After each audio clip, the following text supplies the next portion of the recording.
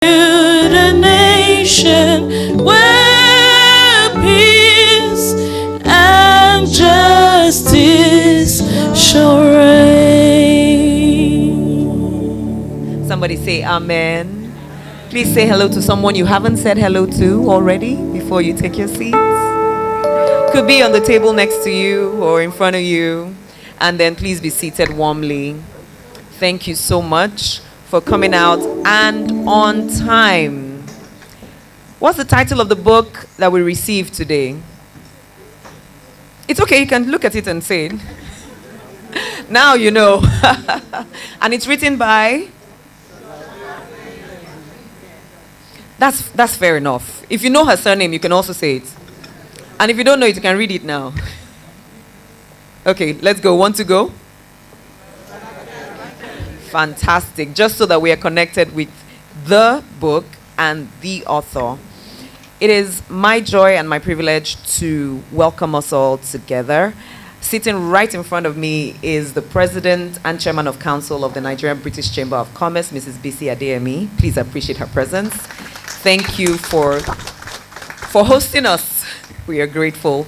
Also on that table is the mother of Sholakbe.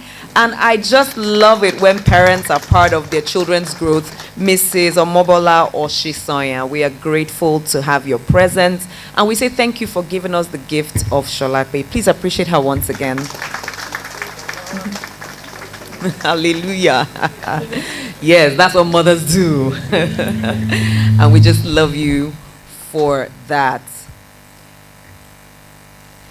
Mr. Akínpẹ̀lú, thank you for giving us Sholakbe. Please appreciate him. Some people do not understand genuinely, honestly, and without bias. They don't understand the challenges women go through, that they actually have. We actually have special challenges. For a long time, I also didn't understand it. I used to be averse to the women conversation, like, oh, we have come again. If you're like that, just, no, blink like this, let me see. Yeah. Yes, because some of us didn't understand it. We thought that things seemed easy for us, meant it was same for everyone, until we began to get into other places, other spaces, and realized, no, they actually stopped me at the gate here because they said I'm a woman, or they said I couldn't do it. In fact, somebody even said it on the microphone once, like, okay, you know she's a woman now, so she might not be. And I was like, what? This is what they've been talking about all these years. I didn't know. So to have not just the privilege to run a business or to work in an environment where we can generate monies, but to have the privilege and to have the knowledge and the capacity to generate enough wealth that would be transgenerational, or at least have the principles to go from one to the next, is very important. A gentleman, Mr. Chinenye Mbazuku, at the NESG 2 years ago, or 3 years ago now, explained to me how some research showed that the level of education or wealth in a family or community was dependent on the women in the community. This was a Nigerian study, Pan-African study, I beg your pardon. So if a woman had primary school education, you would find that many of the children in the community or in her family may not go beyond secondary school, because she would give what she has and maybe just a little more. So she went to primary school. She was happy to see her children get to secondary school. If she had secondary education, you might find a lot of her children would just stop at some level of tertiary. She won't push too much more because she's giving you a little more than what she had, regardless of what the Megida, the father of the house, had as educational achievements, regardless. So if she had a BSc or some tertiary, her children will get to that level and maybe a little more. So if you find a lot of children who have doctorates and, keep going, check. Most times their mothers had same, and she was able to push a little more. So when we take time to stretch the conversation for women, it's not only for women, it's for society at large. Check the parts of Nigeria where women are undereducated. It is obvious in the entire society why educational levels are low. So just in case you are still where I was then, not too long ago, this is part of the reason why we make time to have the women conversations. So please appreciate our author for putting together this resource that would bridge the gap, extend the conversation, and bring a change. My name is Joyce Daniels, and I'm honored to be Master of Ceremonies today. There is a video that will tell us a little more about why we are here today, about the book, and something about the author. Please keep your eyes on the screen. So one thing I've realized is that if you can influence or control, when I say control, guide behaviors, you'll be able to achieve significant results. And in my experience, I've seen really educated, really exposed women not making the right choices when it comes to finance. Even people versed in finance themselves. It's an irony. And so you realize that we've got to change behaviors. My name is Sholakwe Akinpelu, and I'm the CEO co-founder of HerVest. HerVest is a fintech for women, pioneering inclusive finance for the African women. And we simply do that by reallocating wealth, reallocating capital to financially underserved and excluded women. We give them access to capital, leveraging on technology, and then access to markets. We've done that for smallholder female farmers in Nigeria, and we're extending that to more communities of financially underserved and excluded women. I also double as the country director for Women in Tech Nigeria. I am a certified financial educator, a mom, married to the best man on earth, and a great friend altogether, even if I say so myself. The African continent generally has the highest number of female entrepreneurs globally. And so that means that, investing in women in capital and knowledge can contribute significantly to lifting the continent economically. I said so because at least women throw back about 90%, statistically, they throw back about 90% of their income into their family health, nutrition, education, and the whole gamut. So it is pertinent to invest in these women. Yes, capital is key. HerVest is, tackling that already. But then there is the education, especially financial education. And that is the inspiration behind this. That's how exactly can women, African women particularly, build generational wealth.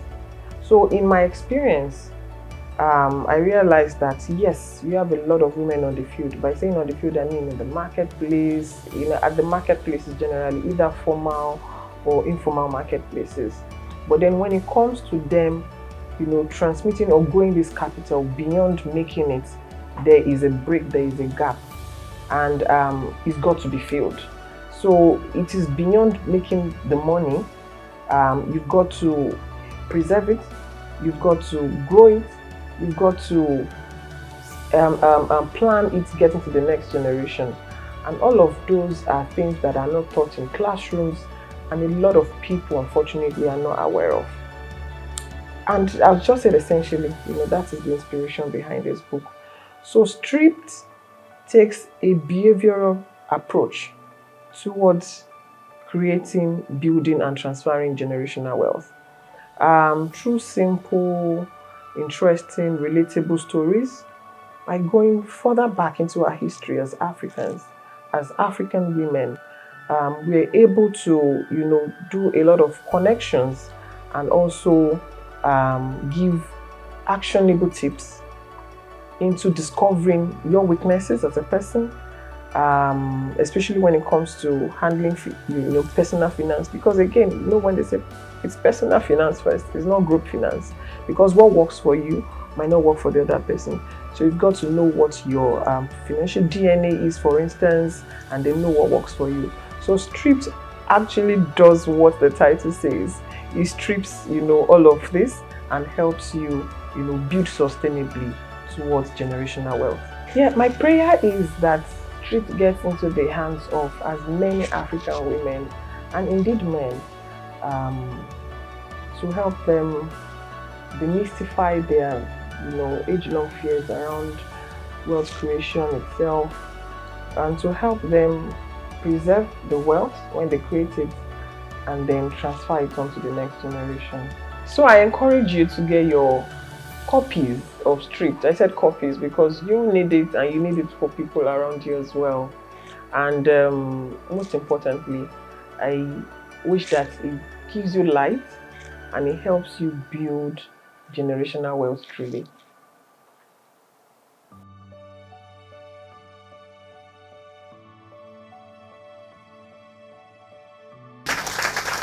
If you're ready to buy copies, please clap. Because it will be for the benefit of the entire African country. And the world will always benefit from whatever Africa has. You and I know that. Sholakwe, thank you, and thank you for putting in the work. You know, I always call it oversabi work. The one way they no send you, go do. Who send you may write book? Who sent you? Nobody. But you will sit, put in all the energy, all the work, gather the people, sell the book, make it happen. Well done. Once again, please appreciate our author as we welcome her to the stage to tell us some more in person. Please welcome Sholakwe Akimpelu as she comes forward.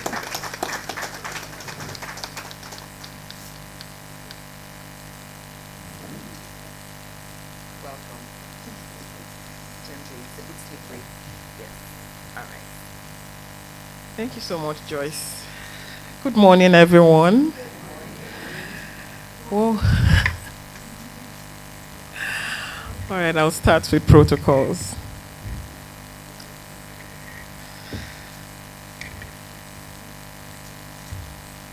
I'm actually shaking.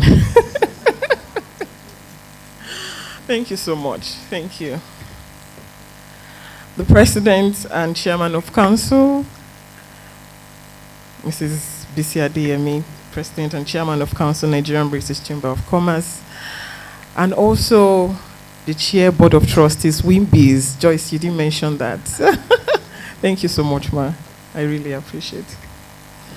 The members of Council, Your Excellencies. I said Your Excellencies because we are all excellencies, ain't we? Distinguished ladies and gentlemen, thank you so much, everyone.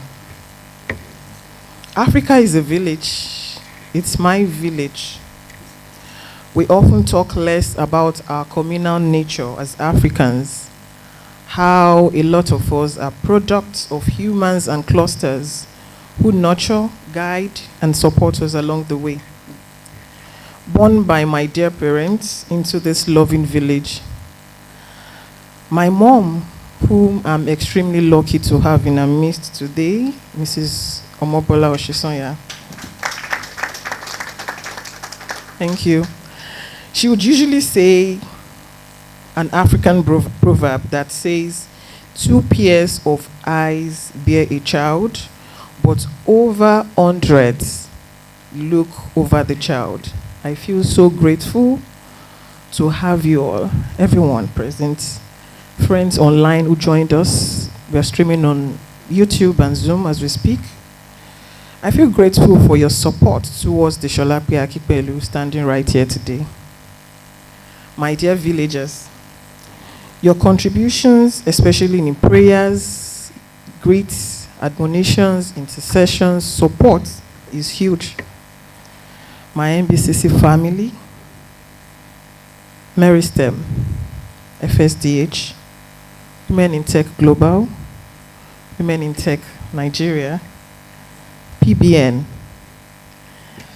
TYFN, Aurora Power Women. These are some of the powerful communities that have supported this villager standing right here. Thank you so much, everyone. I'd like to specially thank my dear husband, Oyeleke, for his constant help, his love and support. You are my favorite villager, Leke. Thank you so much. So the book, I struggled with writing this book. I genuinely did. On one hand, I had HerVest, a fintech startup in Africa's biggest and most demanding region. And being a female founder of a startup meant for females meant funding was doing a catch me if you can number with me. picture that. Because women like me get less than 2% of venture capital funds globally.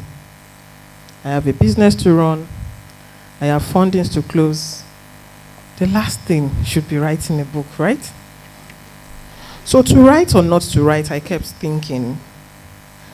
And the more I avoided writing, the more it occurred to me that 100% of zero is zero.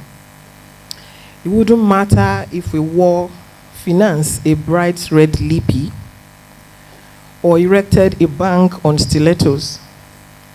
Dozens of nickels and dimes is dozens of nickels and dimes, not pounds, not USD. Women need to step up more, make more, keep more, and preserve more. And stripped is the answer.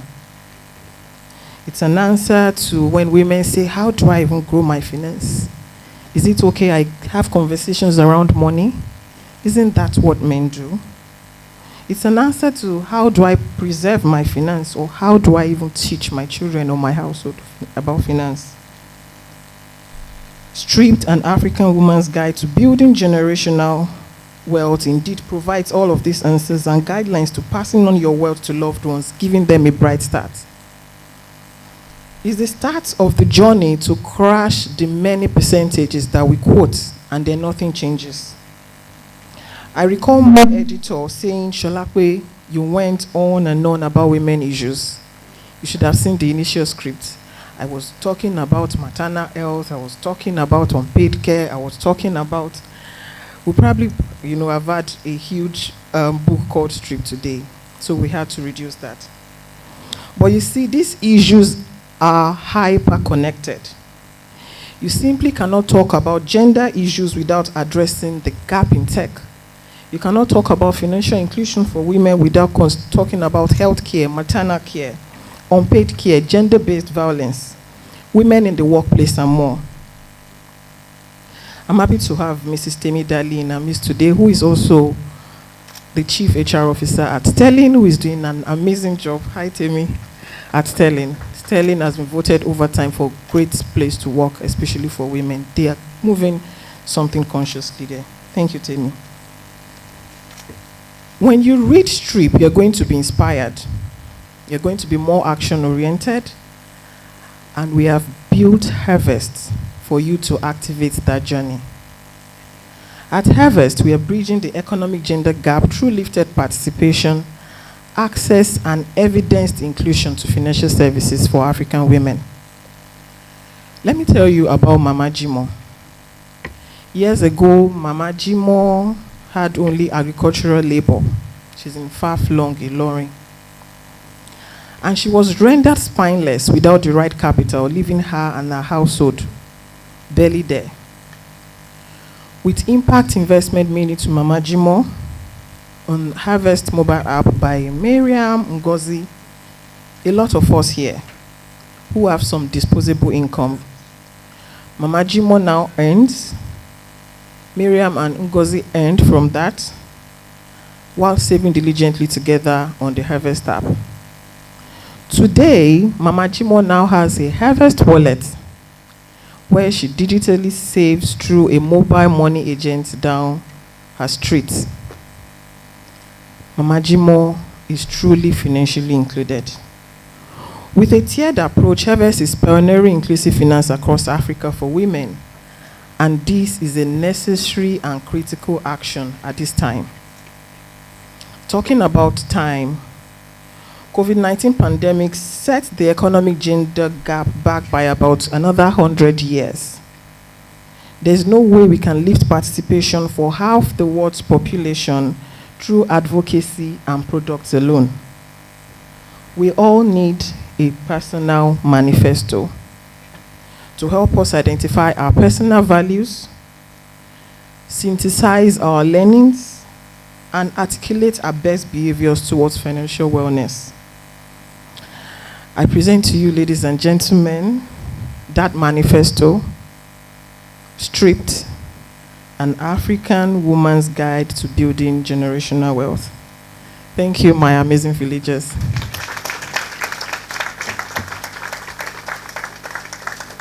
Thank you so much, everyone.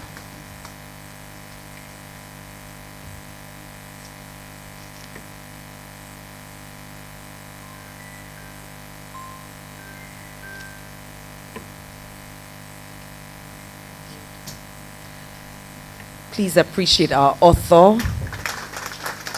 Thank you so much. If there is a copy on your table, by now there should be one copy on each table, so you can touch it, feel it. She just introduced us to this manifesto, so please touch it.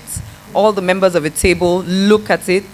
If your hand can get to it, yes, pass it from one person to the other, feel it, smell it, because we're going to dig into it soon. Okay? Fantastic. To dig into the conversation around the book, we've heard why and how we got here. What can we get out of the book? How are we going to apply the book to ourselves? What is the content within this manifesto that would make our journeys even better toward building generational wealth across Africa and beyond? I would hand us over now to this panel of great minds, financial minds, who will do the work of dissecting this conversation for us. Our moderator is an ex-banker, an award-winning master of ceremonies, an award-winning communicator. She's also the co-founder of a fintech company called Trigger. And of course, she's a gender advocate. She believes in the cause for women and of women. She runs a community for single women, single Christian women. And so she sold out to this cause, where we are discussing financial inclusion, issues and opportunities to bridge the gender finance gap. Please welcome Mojibade Shosonya as she comes forward. I know there might be some adjustment here to the seating before we start the conversation. But Moji is here, so welcome her. Welcome her.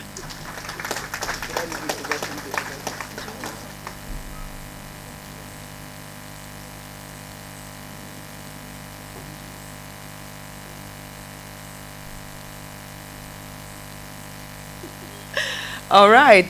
Allow me welcome, just because she's closest to me right now, and she's just, smiling brightly, the founder of Money Africa. Everybody loves Tosin Olasende. She's moving money for Africa. Please appreciate her. More about Tosin will be said after this. Right in front of my eyes here, Shola Deshakin just caught my attention with her red. Please welcome her. Chartered accountant, personal finance coach per excellence, and the founder of Smart Stewards Community. Welcome, ma'am. And in front of me over here, please receive Damilola Hassan, who is the managing director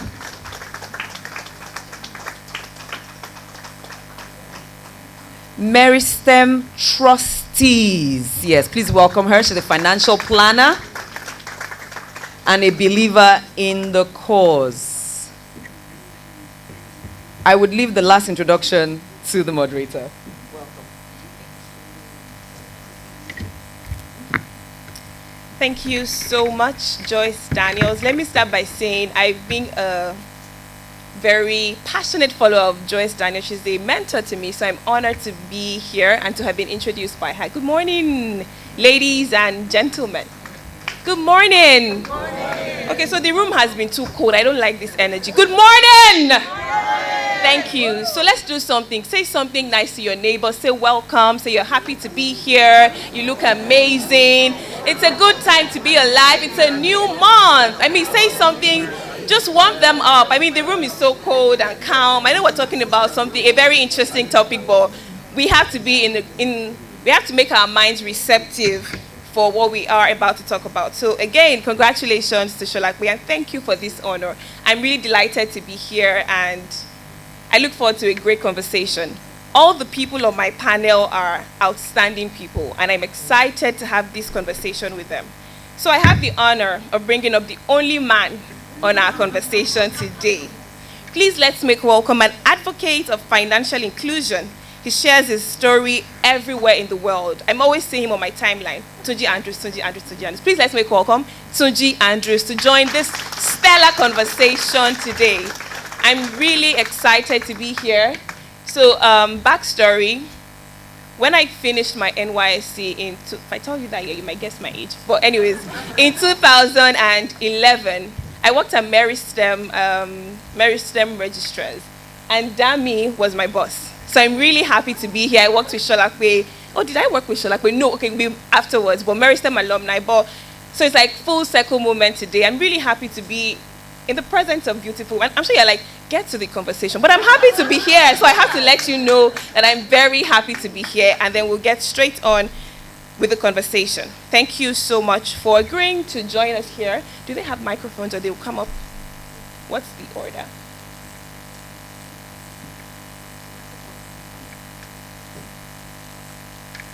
Okay.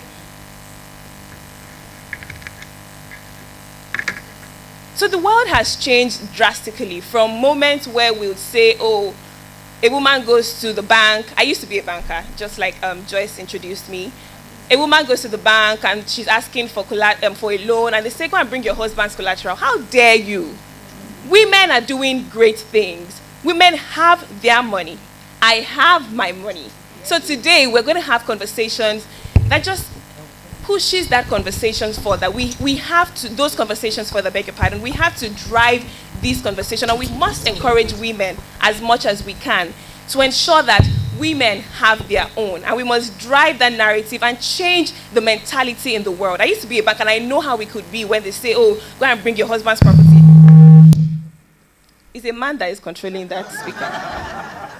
But I'm also just waiting to, okay, we all have microphones now straight. So we'll get on with the conversation. So we have a topic that focuses on financial inclusion, issues, and the opportunities to bridge gender finance. I'm really excited about, as you can tell, one, I'm woman, two, these are conversations that we must have regardless of what the world is saying. We must have it so that we can drive the narrative in the world. So my first question will go to Shola. You're wearing my favorite color, so I'm starting with you. Thank you. Now, chapter 2 of the book, Stripped, is titled The Great Conditioning, right? And now it addresses mindset and wealth building. What do you think are some of these mindset beliefs that prevent us from building wealth? One, and how can we identify them, and how can we unlearn, relearn, and evolve? So you can take this from any angle that you please. This is a very interesting question that we can start with, and I don't want to obstruct. All right, thank you. Good morning, everyone. Congratulations, Sholakwe. I'm glad to be here. Don't mind my voice. So back to the question, mindsets. When I look at it, I categorize them under 4 broad categories. The limiting beliefs around money, with women especially, are centered around time, number 1, age, number 2, obviously gender, and then the 4th one will be race. Like, why am I not able to build wealth? I'm trying to limit this conversation to women and how we allow these limiting beliefs sort of in us. Time. I don't have time because I am the woman in the house and most of the responsibilities are mine. You know, we call it that sacrificial thing that women do all of the time. And you see, guys, I mean, a friend of mine was talking with me earlier today. Usually I don't work on Thursdays and Tuesdays. And I'm like, I am going to the island today because I have a program. And she says, who is going to pick the children? Because she knows that between my husband and I, we have divided the functions. He does Mondays, Wednesdays, and Fridays. And that includes picking them up if the driver is not there or whether is there, goes with the driver. And then he does the homework. I do mine on Tuesdays and Thursdays. Those are some of the things that we can do to remove that thing about it has to be a woman. It has to be the woman taking care of the children, doing the homework, cooking. You know, at the end of the day, you would say, I do not have time to make money because I am the woman of the house. So we must remove that limiting belief around gender, which is the woman has to be the one sacrificing a lot of things. If we continue to play that card, then we won't be able to do as much. And times are changing these days. I mean, with all due respect, I really sometimes want to be single again. Not because of anything, but I look to my back, I look to my left, I see 3 young boys holding me saying, Mom. I'm like, how did we get here? You know, from the days of where I could just take off and say, there's a meeting somewhere, I'm going for 2 or 3 days. But we can work around it and not allow these blessings of God to hinder us. Then women, we also play the game of race. Now, you would say we are not abroad, but it works everywhere. I think as African women, there's this thing around us, over us. Because since COVID, we have realized that we can do and undo. The world has become a smaller global community. So you go on Zoom meetings where there are contemporaries from the US and from the UK and all around the world. And you are not able to contribute because you're like, me, I'm African, or what do I want to say? So you don't have to go abroad before playing the race card. Just on yourself. Not others playing it on you. Like, what do I want to say? Oh, we are building this thing, we are doing this thing, but already the odds are against us because there are people who are from the Western world doing the same thing. What else did I mention? Age. As women. I was speaking somewhere yesterday and I shared some stats with them about women entrepreneurs around the world and the fact that 22% of businesses fail within 5 years, out of which 78% of those failing businesses are women operated. Do you get it? 22% of businesses fail within 5 years. And out of that 22%, 78% are owned by women. Why? All of these limiting beliefs. Like, there's no time, there's no access to capital, and all of those things. And I'll give this example before I start to wrap up the whole conversation. So one of the speakers yesterday asked the question that, and then one woman stood up and started to explain why she couldn't scale and some of the things affecting her. And then the lady said, you know what? I have access to people who can give you $100,000 for 3%. And the lady did like this. Unconsciously, limiting beliefs. And the speaker said, you see, this is what we are saying, women. In my own mind, I was like, when we finish, that 100,000, come and tell, is it 3% per annum? You know, the way we think, because I have been able to work on my mindset over the years. Don't get me wrong, it's not easy. There are so many things, so many barriers to break. And then it was a learning moment for everyone. Somebody is saying, I can get, but in your mind, you are like, no, my business hasn't gotten to that level.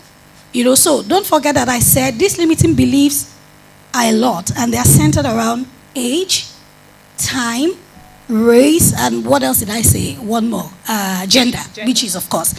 And, they include things like, I can't scale my business. I look at Tosi, and she inspires me a lot. Do you see, we are both in the same industry, slightly different approach. But, when I see women doing stuff, going abroad, it just blesses my mind. So we must learn to take away all of those things that women play as, excuses.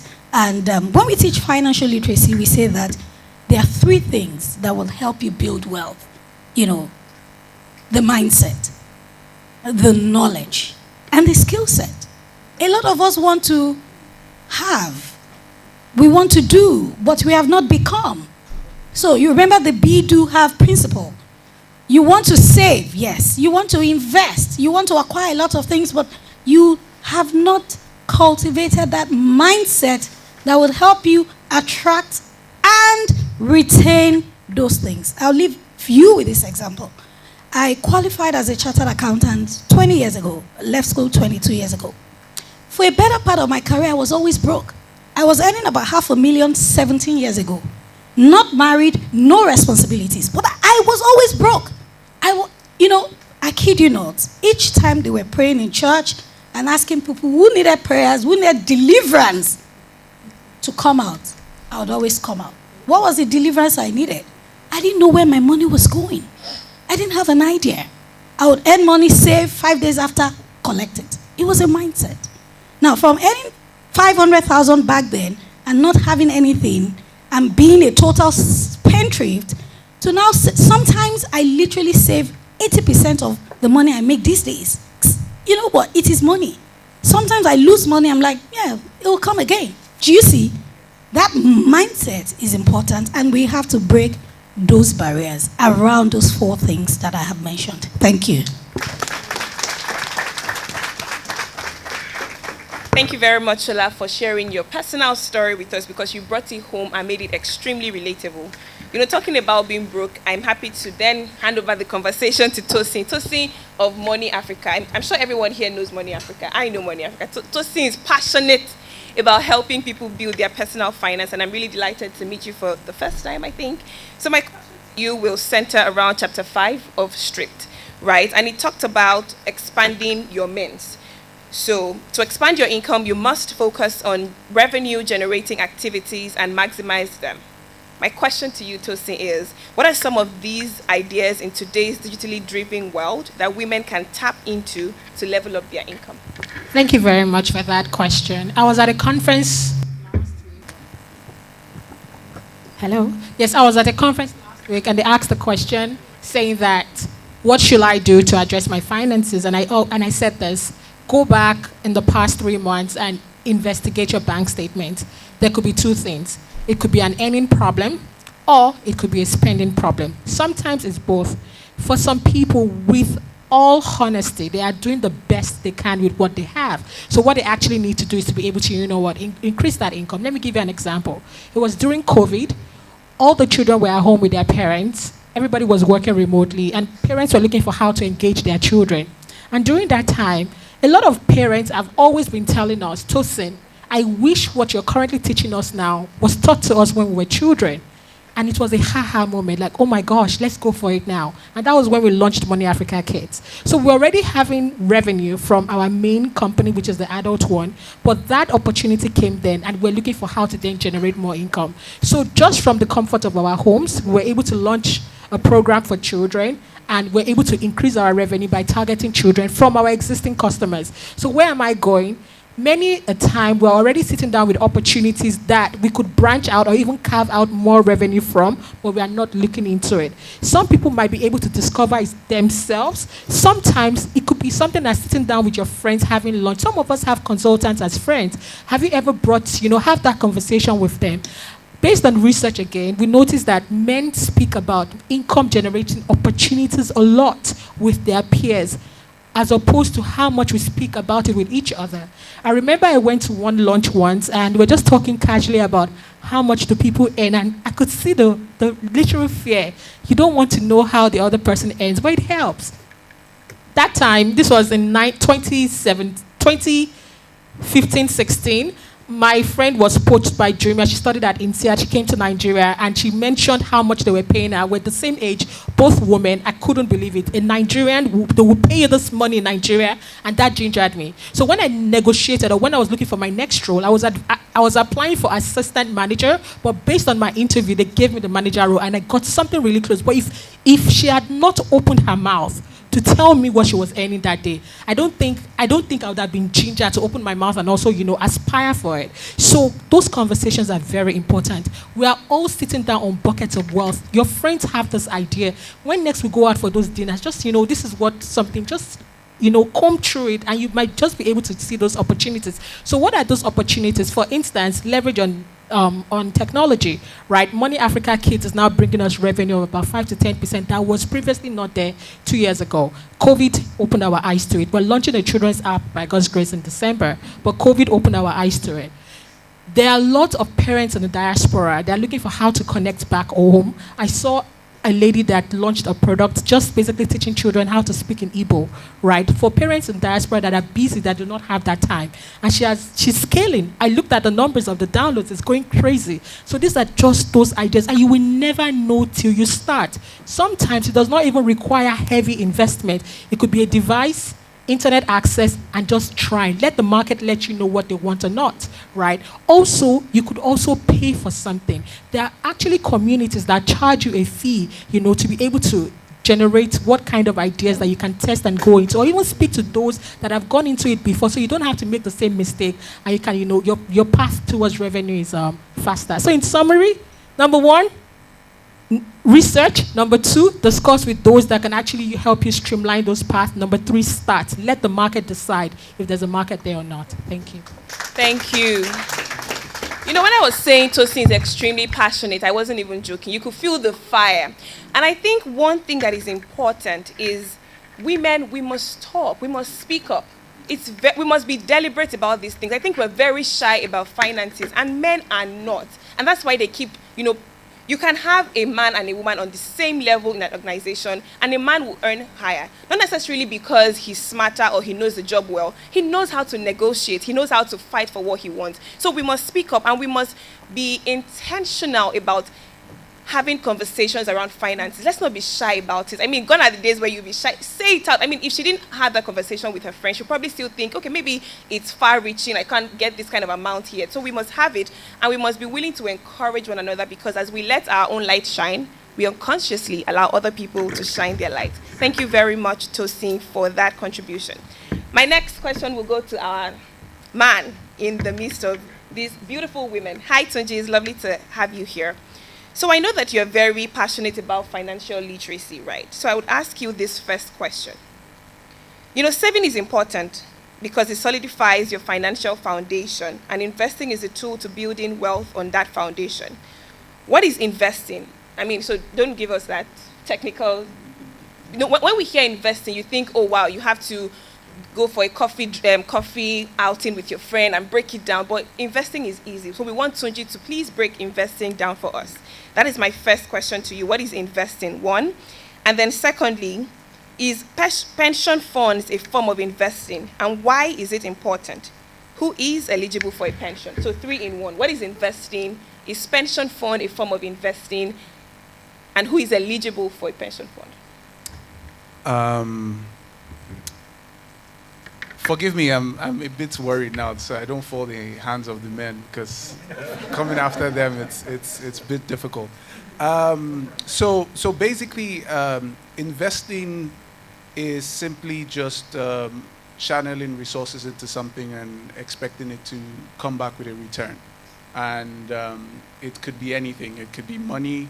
And I think money is what we really think about a lot when we talk about investing, but it could also be resources like time, expertise, and all of that. But coming from the perspective of financial investing, it is when you put money into a tangible asset and it returns something. So people invest in equities, people invest in currencies, people invest in businesses, and it always turns out a return.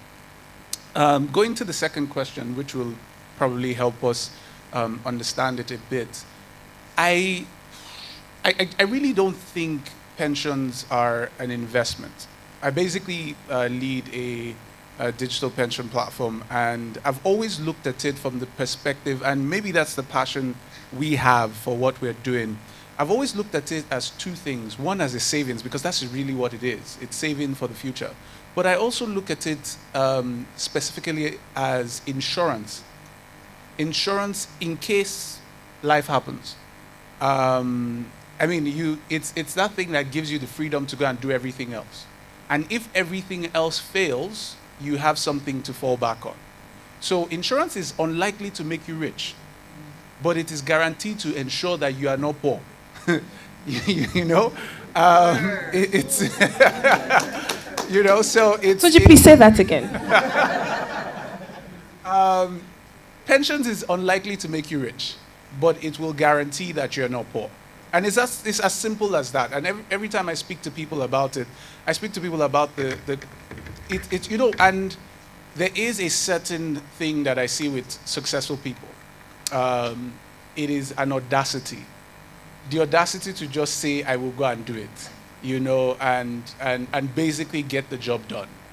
I always feel that people who have a healthy pension pot are able to go out with that audacity. Even if it fails, I still have something to fall back on. Tosi is a very good friend, and where she worked at before, I can't remember where we were having a conversation, and she spoke about her pension pot, and she was like, she would like to touch it, and, she wants to invest it in, when you see her going all out with Money Africa, there's a reason.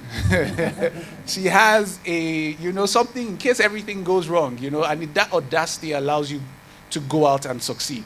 And that is where I see pensions. But investing is the other side of it. You have a savings, you have an insurance against the future, then you can go out and do the more aggressive stuff.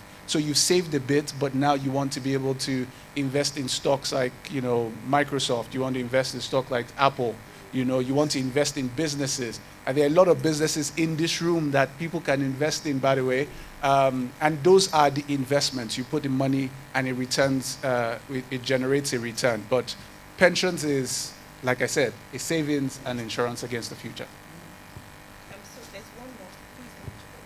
Oh, who is eligible for micro pensions? Sorry, I missed that. My head of business will probably fire me for doing this. I can't believe I forgot that. So, micro pensions is an initiative of the National Pension Commission to basically include every single person within the Nigerian society. So you normally, when you think of pensions, you think about it from the perspective of I have a 9 to 5, I work in a structured organization, and then I can get that. But if you look at the Nigerian society, you realize that about 80% of us are informal. And what you're basically doing by just focusing on that 20% is setting up Nigeria for an old age poverty crisis, where the Sorosuke generation now are older, and a lot of them are poor and basically have to rely on the resources of the country.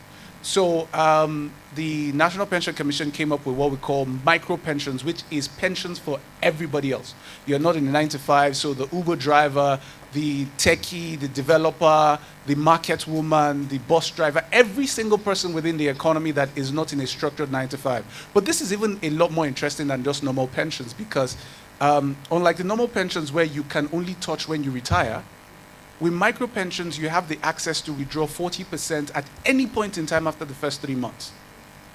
And it enjoys the same returns. It is managed by the same pension fund administrators that you know, all the reputable names that you know. And it is under the same guidance of National Pension Commission.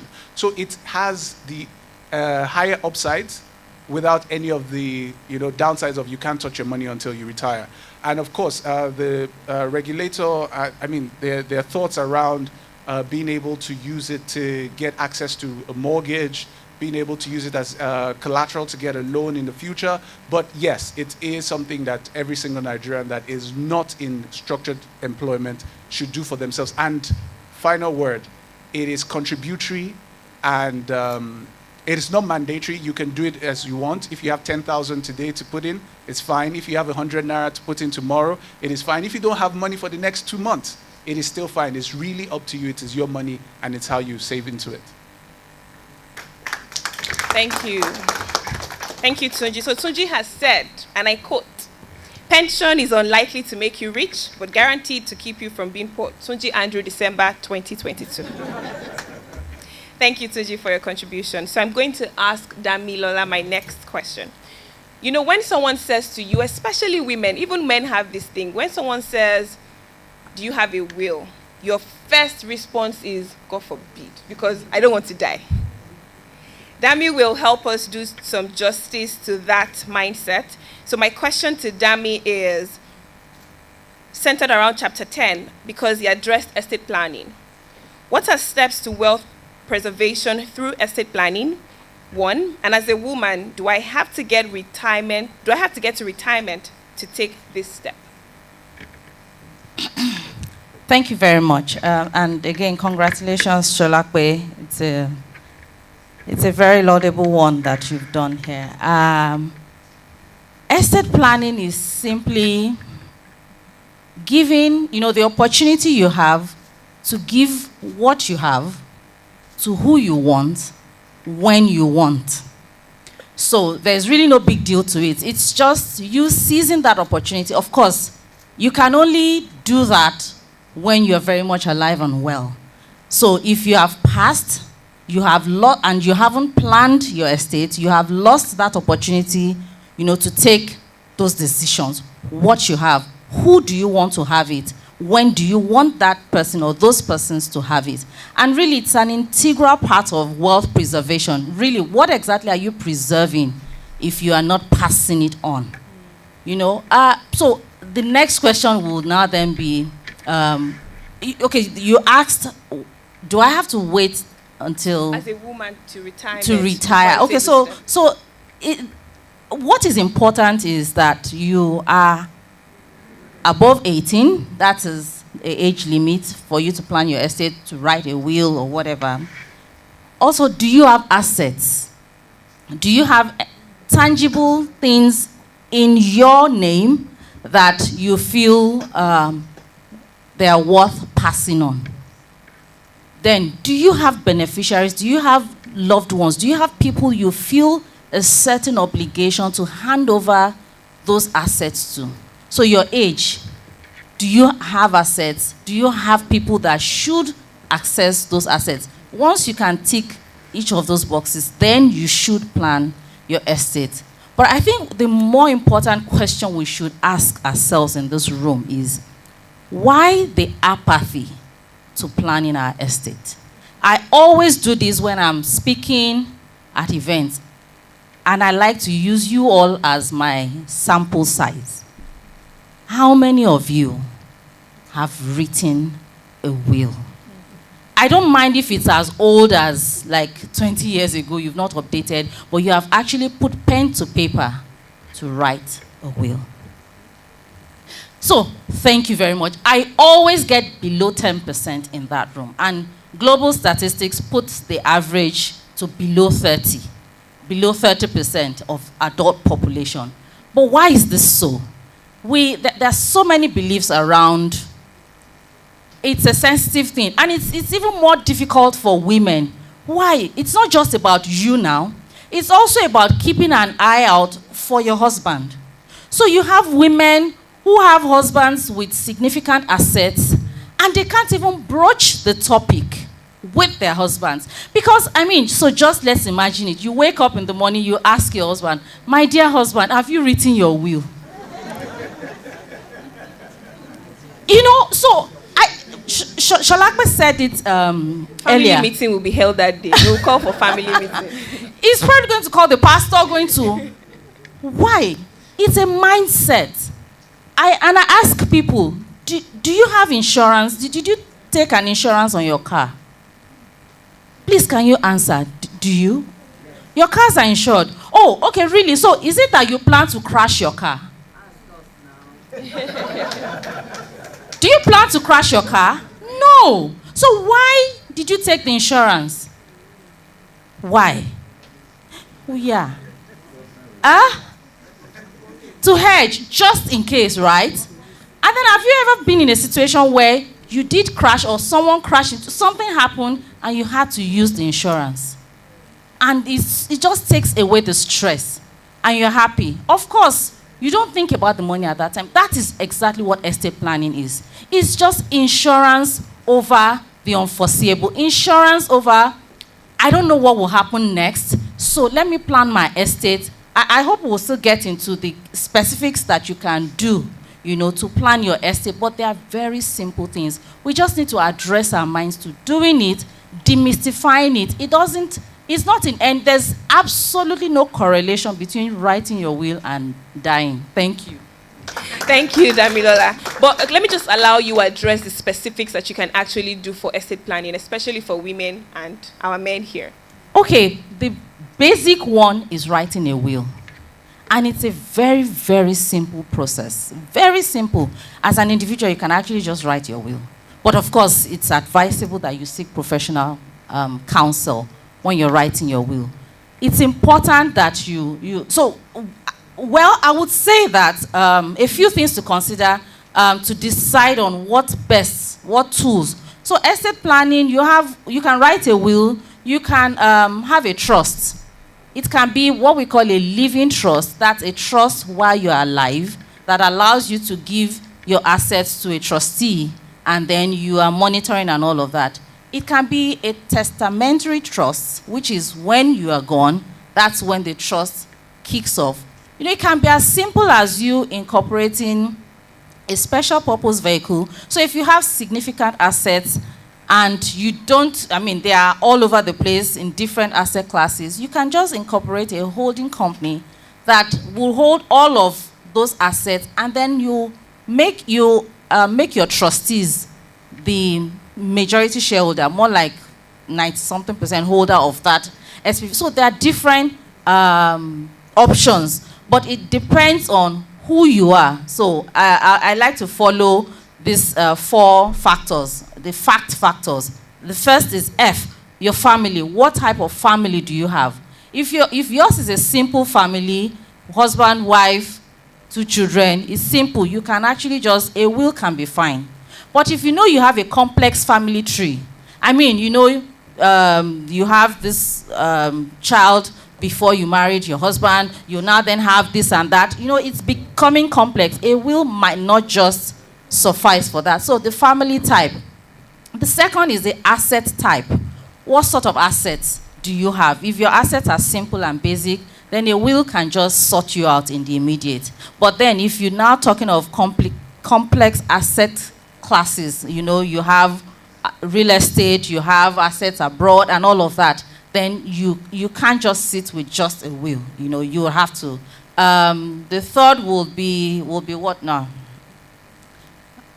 Okay, I'll come back to it. I've lost my trail of thought. But really, so it's not a one-size-fits-all. It's bespoke. You have to look at who you are and your own unique circumstances to then decide. And of course, always speak to a professional. I am a professional. Do you know, I was just about to say, you can just stylishly tell us about Meristem, but we'll come back to that. So I still want to ask you something, Dami. So people say, I mean, jokingly on Twitter that if I'm writing a will now, maybe I'll will my charger, laptop, my phone, my shoes. I don't have money. Is there a limit or is there a minimum amount to actually doing this estate thing, writing a will? So if my entire savings is, let's say, 1 million, is there a point? Do I have to, or do I have to wait till I make about 100 million, then it will be worth it?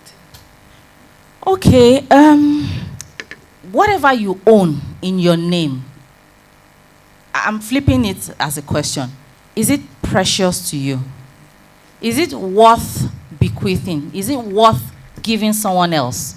As if you can just answer those questions. So ask yourself, is your phone charger really precious to you? Is it worth giving someone? So if you can just ask that question, then you would really know. My charger is original Type-C.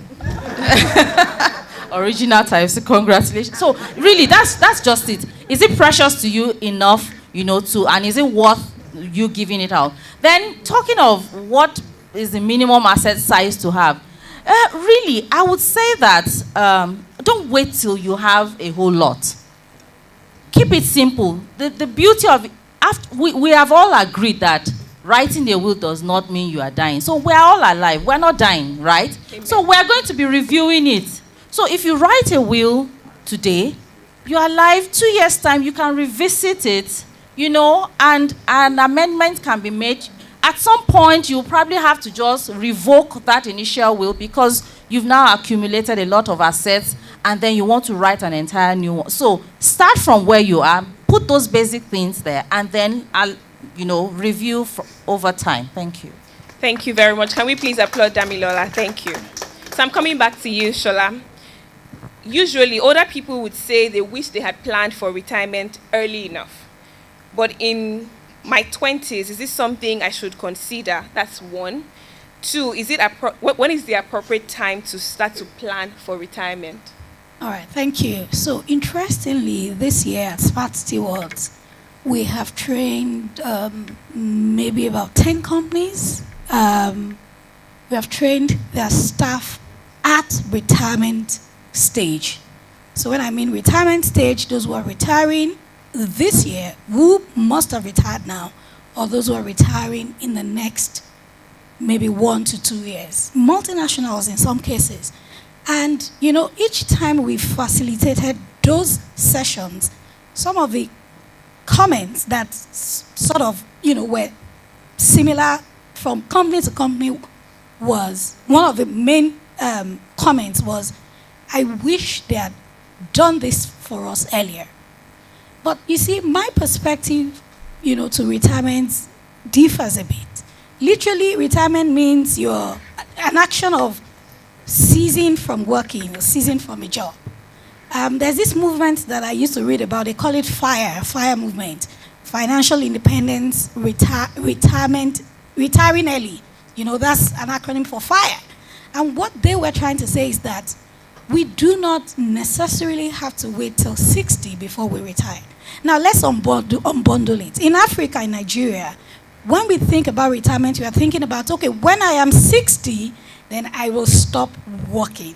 Then I will now sit at home. Then I will now take life easier. Number one, we can achieve those things much earlier if we plan for them. That's number one. Number two, I don't think that, there's a quote that says you cannot retire from being great. And that's the reason you see elderly people, once they retire, their productivity level drops. I use my dad as an example. Once he stopped his business, he started to complain more, like, you guys don't even look for me. He started to get more bored easily.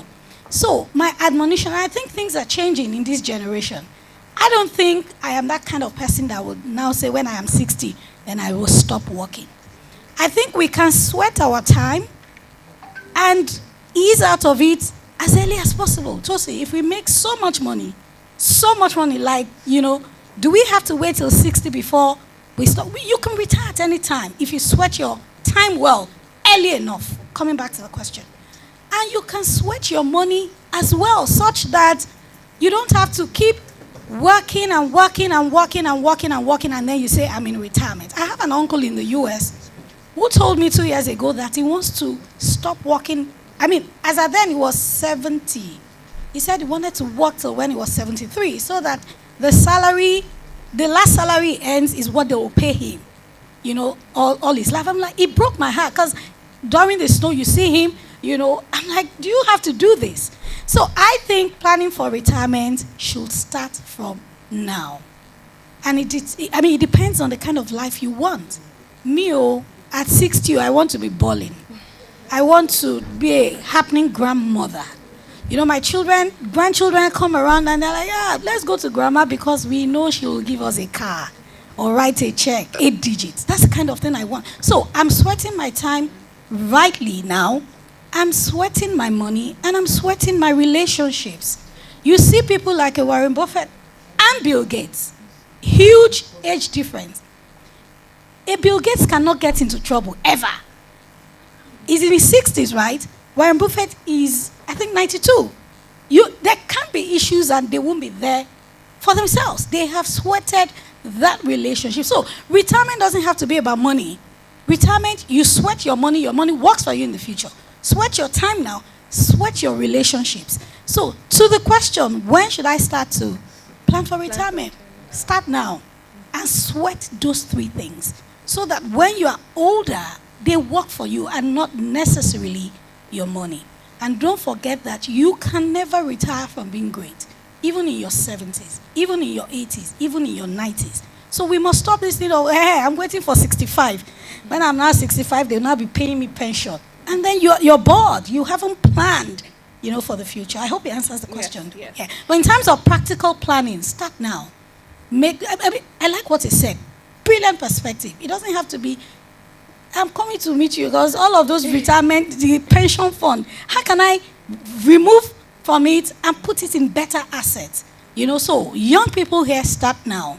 Do the pension thing, but there are investments that you can do also that would go far into the future for you. Thank you so much. Thank you very much. Please, let's applaud her.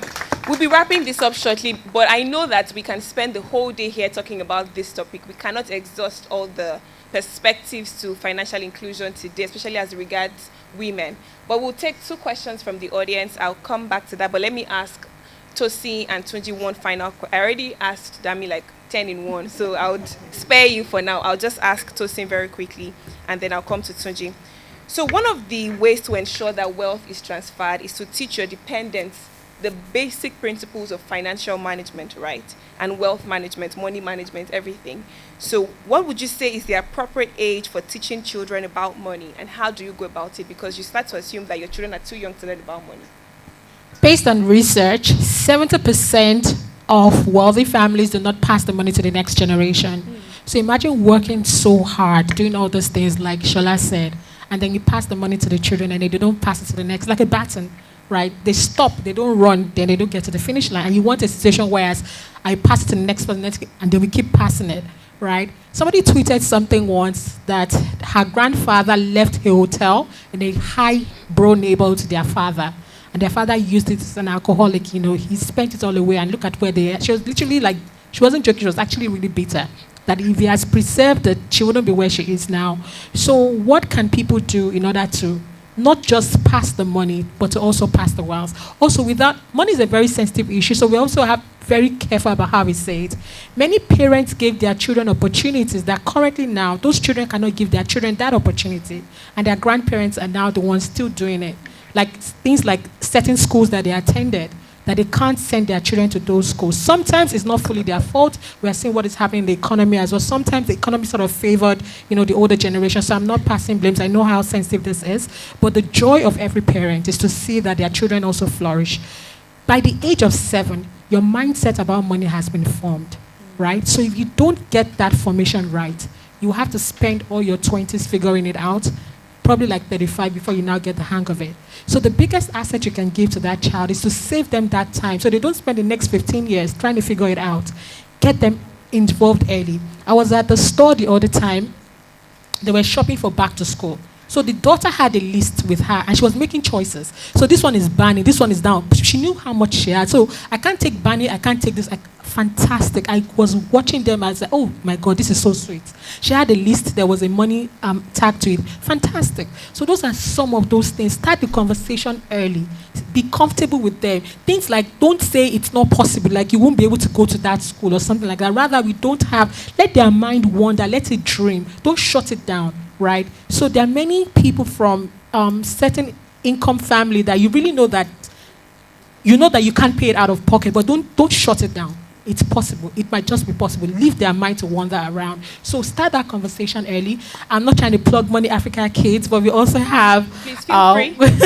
we start educating children early about money and letting them enjoy what is stock market in fun, easy ways. So plug them into it early so that you are not part of those 70%. You've worked so hard so the children can pass it to the next generation. Thank you very much.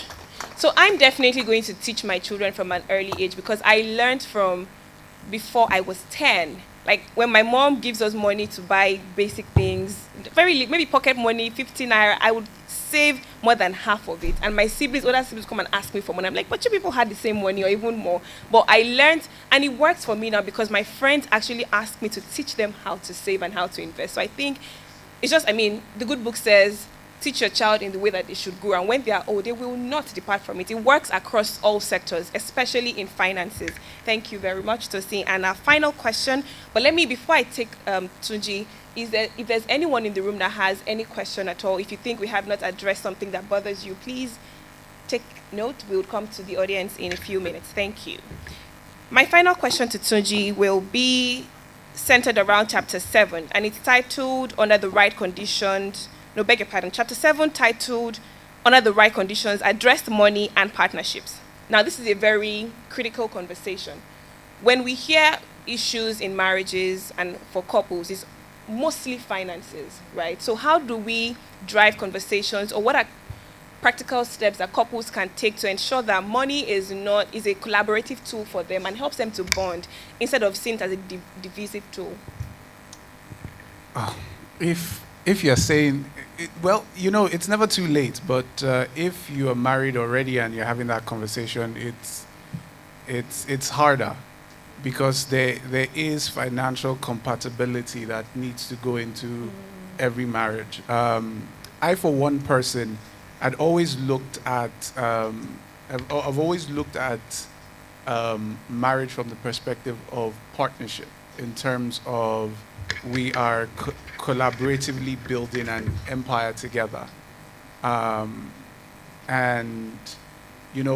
this was the thought of my mind, and I just felt everybody was on the same conversation, and my wife is traditional Igbo woman, baby girl. She doesn't just, my money is my money, your money is our money. Just sort the house out, and it's at first I was a bit upset about it, but I was like, you are the one that went to go, and she has been a baby girl since, so just understand it. And I think the general context with it is there are money personalities that work well together.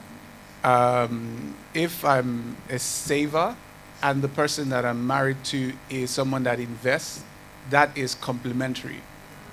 If I am a spender and the person I'm married to is also a spender, it's also complementary, but in a very bad way. And I think it's even more important for how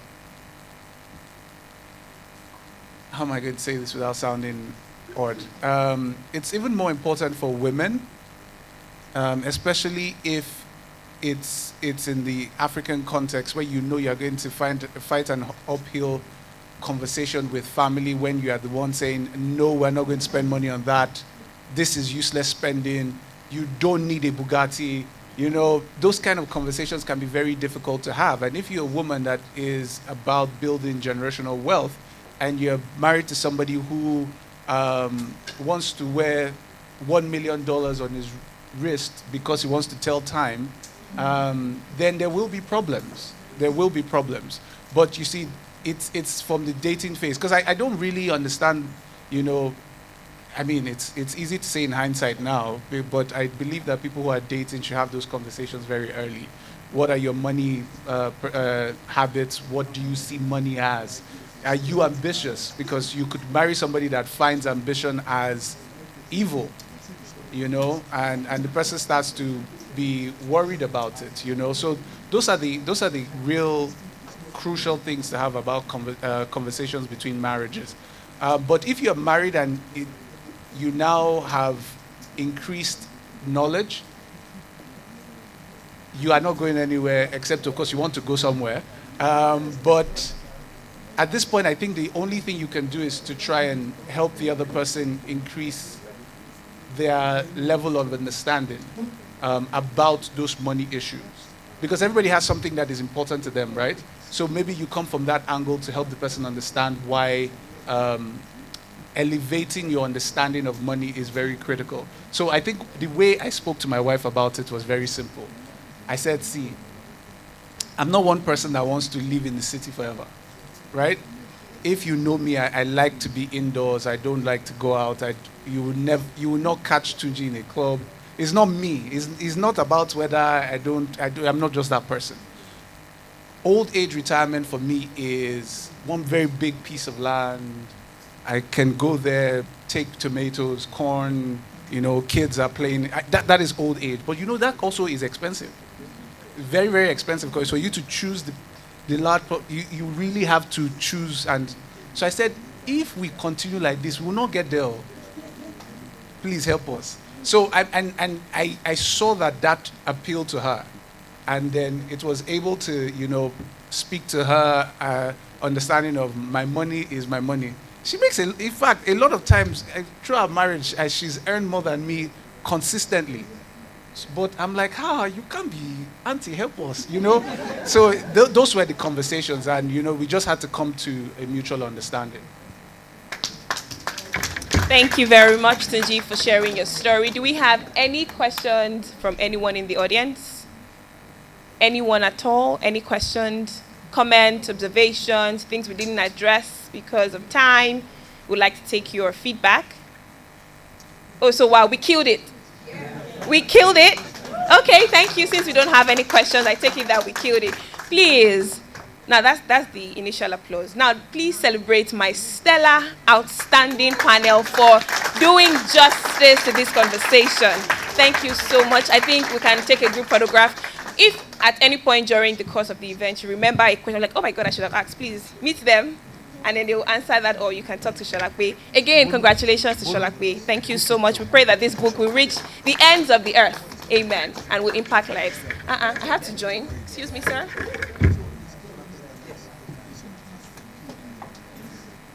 A resounding applause for our moderator, Mojibade. I mean, the depth of bringing out the juice within our speakers. Thank you so much. Appreciate the entire panel once again, and of course, Sholakwe for making this happen. To those who have joined us virtually, We love you, we appreciate you, we thank you, and we know that somehow you're going to find a way to be a part of the rest of the event. Yes, keep clapping, they're coming, they're coming, they're coming, yes.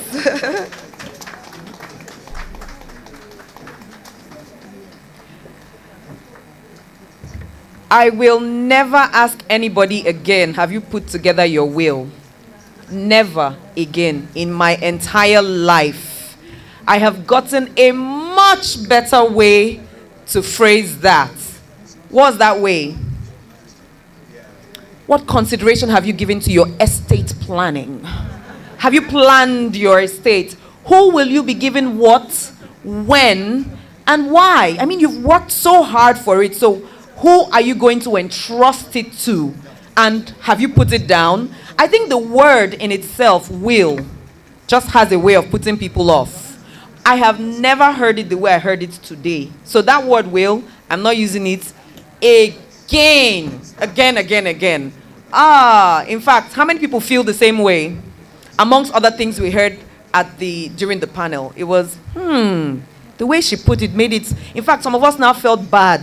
That, are you serious? So after all this hard work, I've not even had the sense to put it down, because she said the will had nothing to do with death. It had everything to do with the hard work. So let's see a little bit more about what is in the book. Do you have a copy of the book on your table?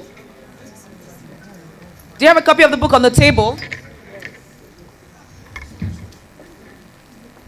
No worries. Thank you. All right, thank you. So pick the copy up. Anybody on the table? On your table? Somebody pick it up.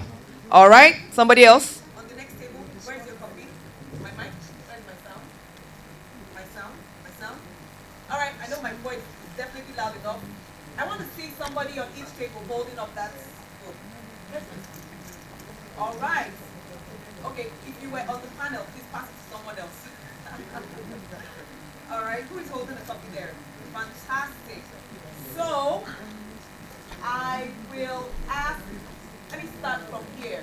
The person holding the book. Just flip to page 7. Okay? Flip to page 7. And you would, where are those microphones of ours? Where's the microphone? Okay, please pass the microphone to her. You just read a little bit from page 7. One of the sweet things we'll notice, thank you so much. One of the sweet things we'll notice about the book is the fonts are very easy to see. The spacing is really good. It makes it, I like to say, makes it sweet to read. You know, it is sweeting you. There's some books that you start reading like, oh my gosh, what's this? Where are my glasses? But this one, you want to keep going. So please start with page 7. Just read and get to the first paragraph of page 9. Go ahead. Please make it loud if you can rise so that people can see you, but make it loud. Let's go. One of the major reasons for the disparity in numbers. Everyone, can we listen? All right, thank you. Is due to women being marginalized on a lot of fronts: education, work, leadership, and even though we must applaud the efforts that are being put in place to tackle this, it is good that history exists to show us how far away we have drifted from the women we used to be. Ready for a little history lesson? Well, yes, here we go. Please continue to the first paragraph of page 9. Okay. The pre-colonial African woman. African women in pre-colonial times held important positions in society, which the men did not and could not challenge. They were important contributors to the social economic growth of society. In the Netflix documentary, Bigger Than Africa, Naked David's Okudaye, founder of the Naked Art Gallery, recalls that the women made more money in those days than their husbands. Why?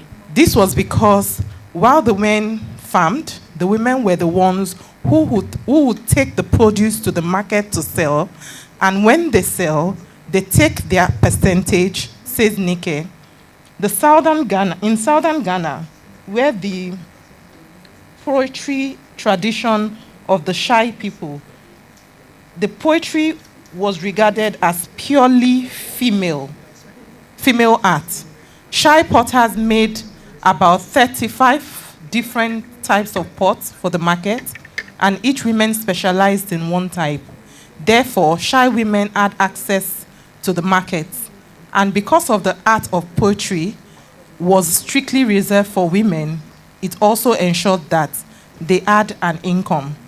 In Uganda, it was women who were in charge of cultivating cottons.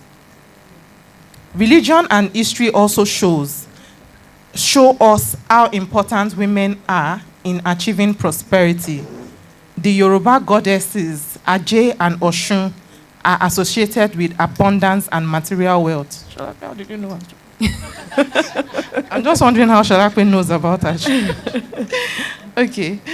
The Yoruba goddesses Aje and Oshun are associated with abundance and material wealth. In the Hindu religion, Lakshmi is the goddess of wealth and abundance. The Holy Bible also gives us some definition of how women contribute to the success of the home and not just in domestic chores. Her husband has full confidence in her and lacks nothing of value. She selects wool and flax and works with eager hands. All right, I think we can end it there for now. Please appreciate her. Then let's move the microphone over to the table on my extreme right. All right, who has the book there? Let's flip to page 13. Did we get something new from page 7 and 8 so far? Something new, right? Fantastic. All right, let's go to page 13 over here. Please rise, make it loud. Can we all look this way so we can listen and follow? Let's go. Part of the answer lies in the arrival of the colonialists and the missionaries.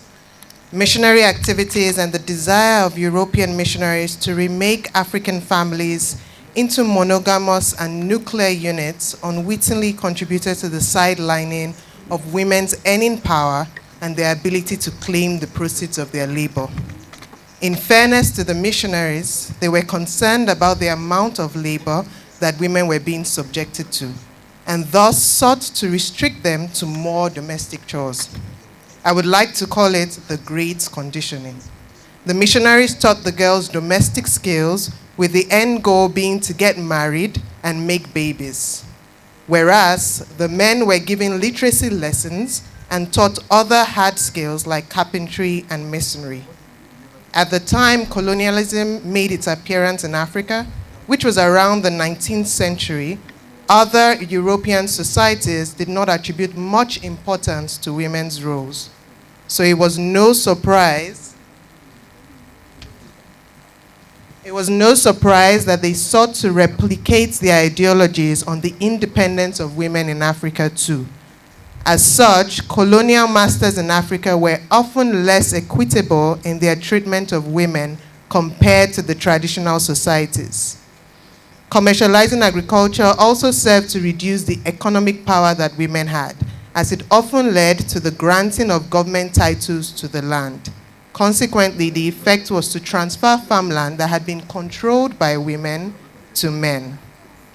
In 1923, the British administrator in charge of agriculture in Uganda declared that the cultivation of cotton could not be left to women and old people.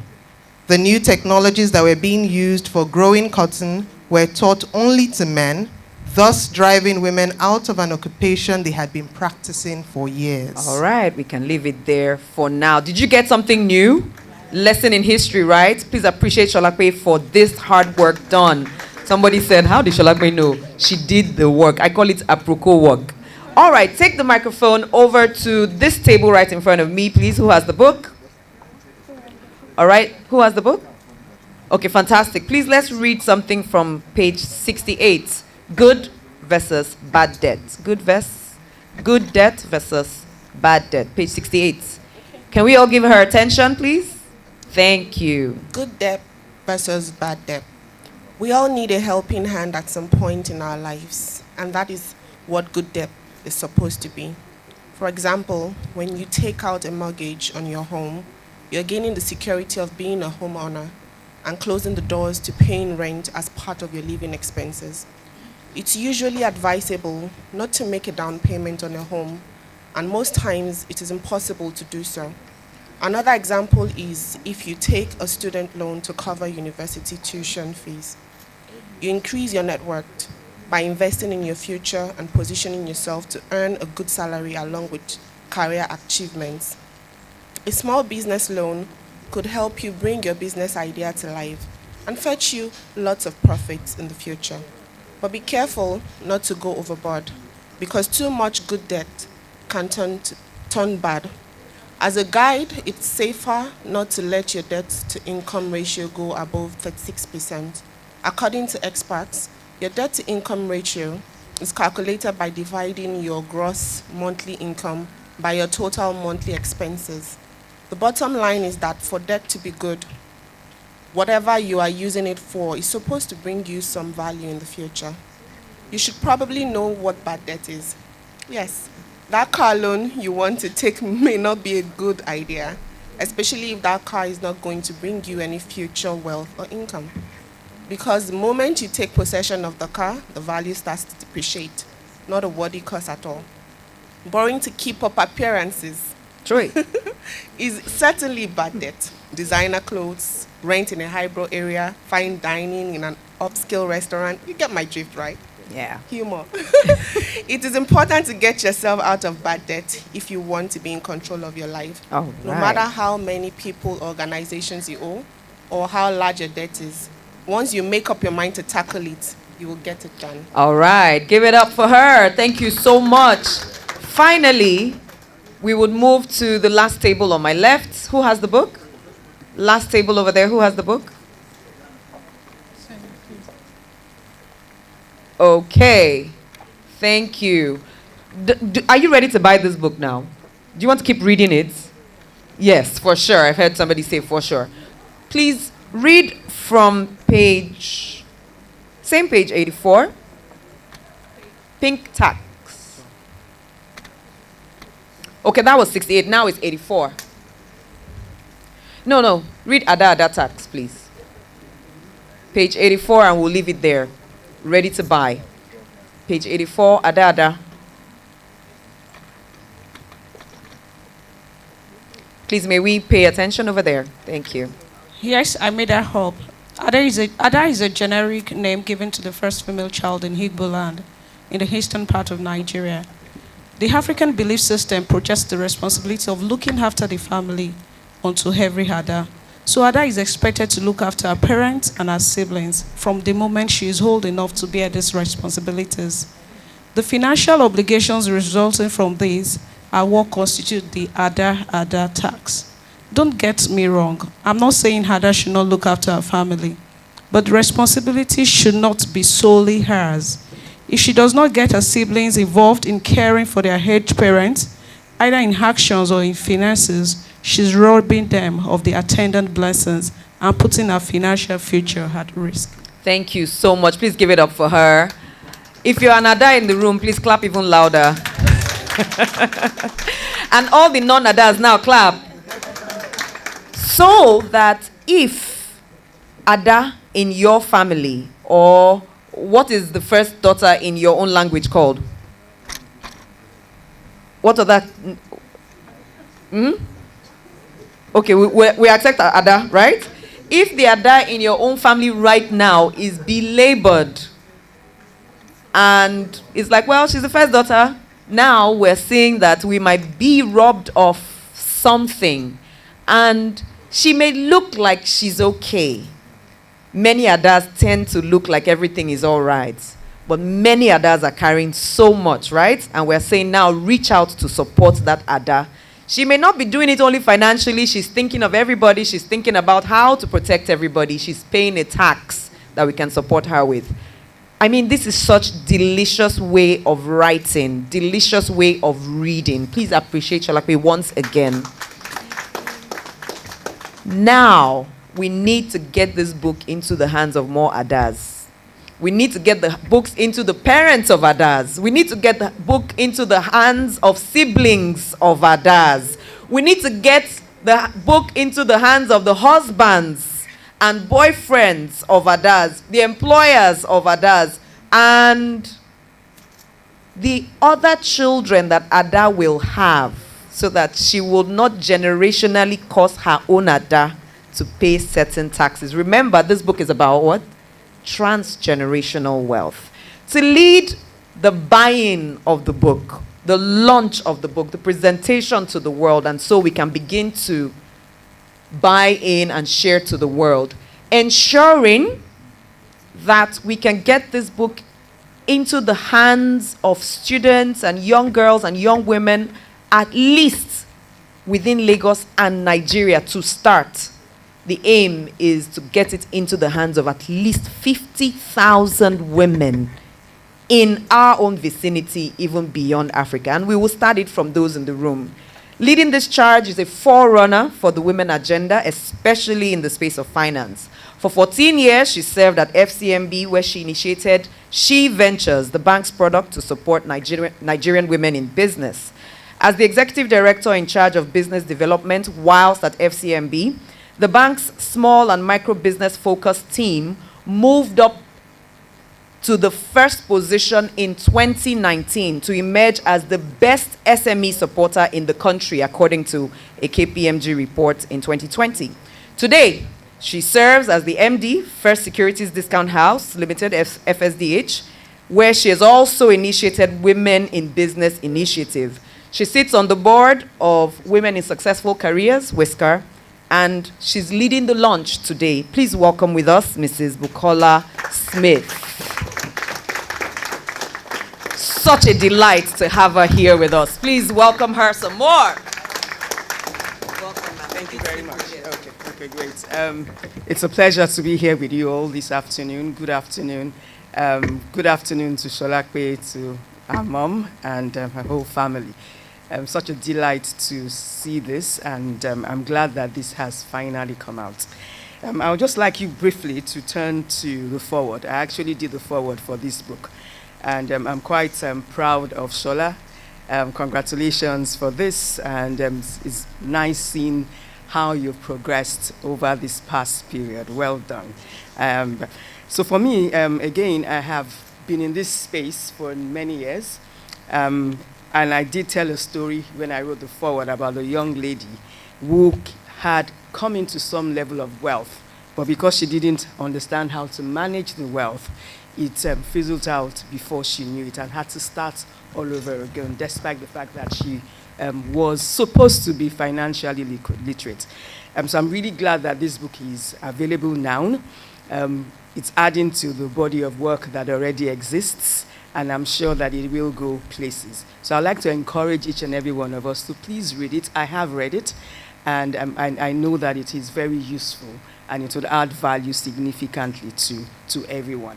So on that note, without speaking too much, I would like to support or launch this book, as they say. We at FSDH are really proud to be a part of this. I'll be taking 20 copies, and I'll tell you why I'm taking 20 copies.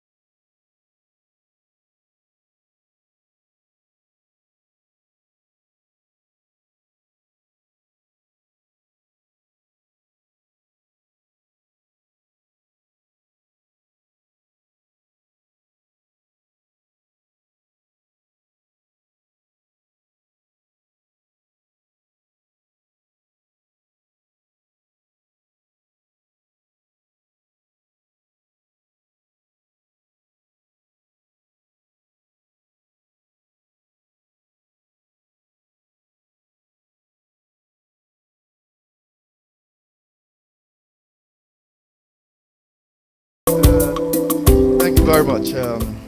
First of all, my congratulations to Sholakwe for the wonderful book. Unfortunately, unlike Mrs. Smith, I've not read the book. But I think from the conversations I sat and I heard, I have a good idea of what is contained there. For introduction, yes, I am the deputy president here at the chamber, and Sholakwe is one of our prized assets. And when she says she was launching a book, I immediately put in my diary that surely I will be here. But it's also to put some things in perspectives, because sometimes it's also useful when statements are made to be very careful, because we have some forces that are shaping events that are totally outside individual control. One is, I think, for the first time in a number of generations on a global basis, the next generation is actually going to be poorer than their parents. It's a global phenomenon. So if it's happening in Nigeria, it's not strange. It's a discussion that everybody's having globally. That for the first time, how come the children of, let's say those who are born in the 60s and 70s, are going to be poorer than their parents. So it's a global thing. So what that tells you is that the kind of training and the kind of opportunities and the kind of information and education we give to our children is very, very what? Important. The good thing about the younger generation is that they are not as, from what I've seen, they're not as materialistic as some of us. That is the reality. I have a daughter who is 29. So when I see her attitude to money, sometimes I ask myself, with this your attitude, be very careful. Do you get it? Whereas before, if you see someone that is 30, you see that idea that I must make money, I must do this, I must make sure no. She appears to be much more carefree about life. That is why I actually asked for 3 books. She's given me 1. That's for my library. And I'm taking 2 more. One for my daughter. At least I'm hoping that she'll get some insights as to how to build generational wealth.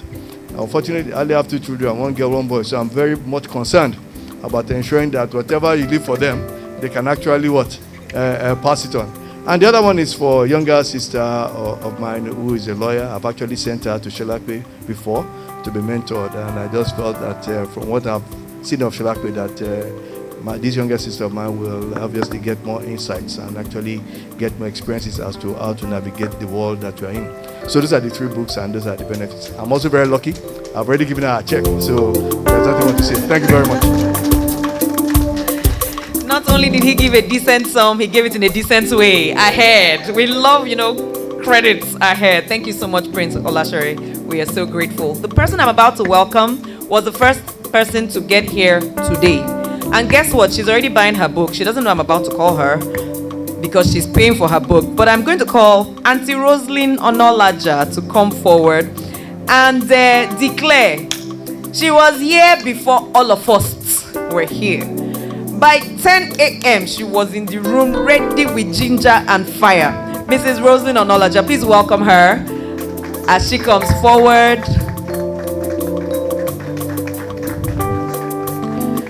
And I know people are ready to buy already. I have a few other names I'm going to call, so just give me a few minutes. Welcome, Mr. Onolaja. I said that you already got your own. Good afternoon, everyone. Sholakwe, congratulations. Congratulations, and it's good to see us do so much. I was actually very excited to come and also anxiously waiting to see the book and read it. And I'm glad that it's here. So, I always support you. I bought some. I bought some already. And I know that you also you need us to support you to be able to take it far and wide. I'll do just that.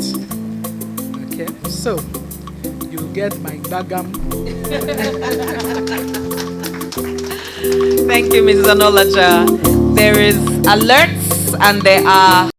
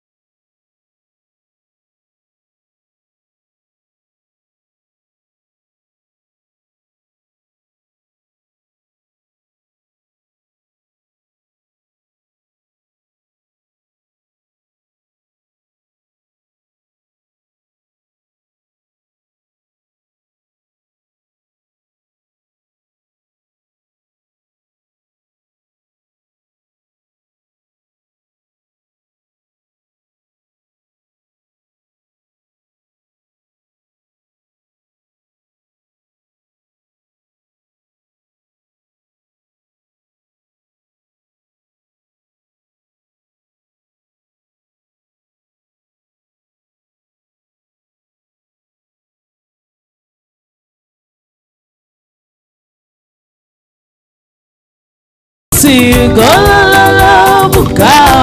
Let me see you the buga. Let me see you. Oh yeah buga. Sholape buga.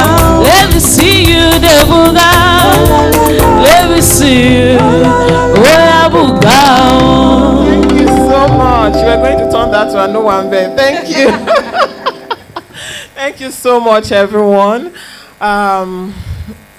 I woke up and I didn't know what to expect. I didn't know what to, but again, you all made this beautiful, and you see why I cannot overemphasize, and thank you, my villagers.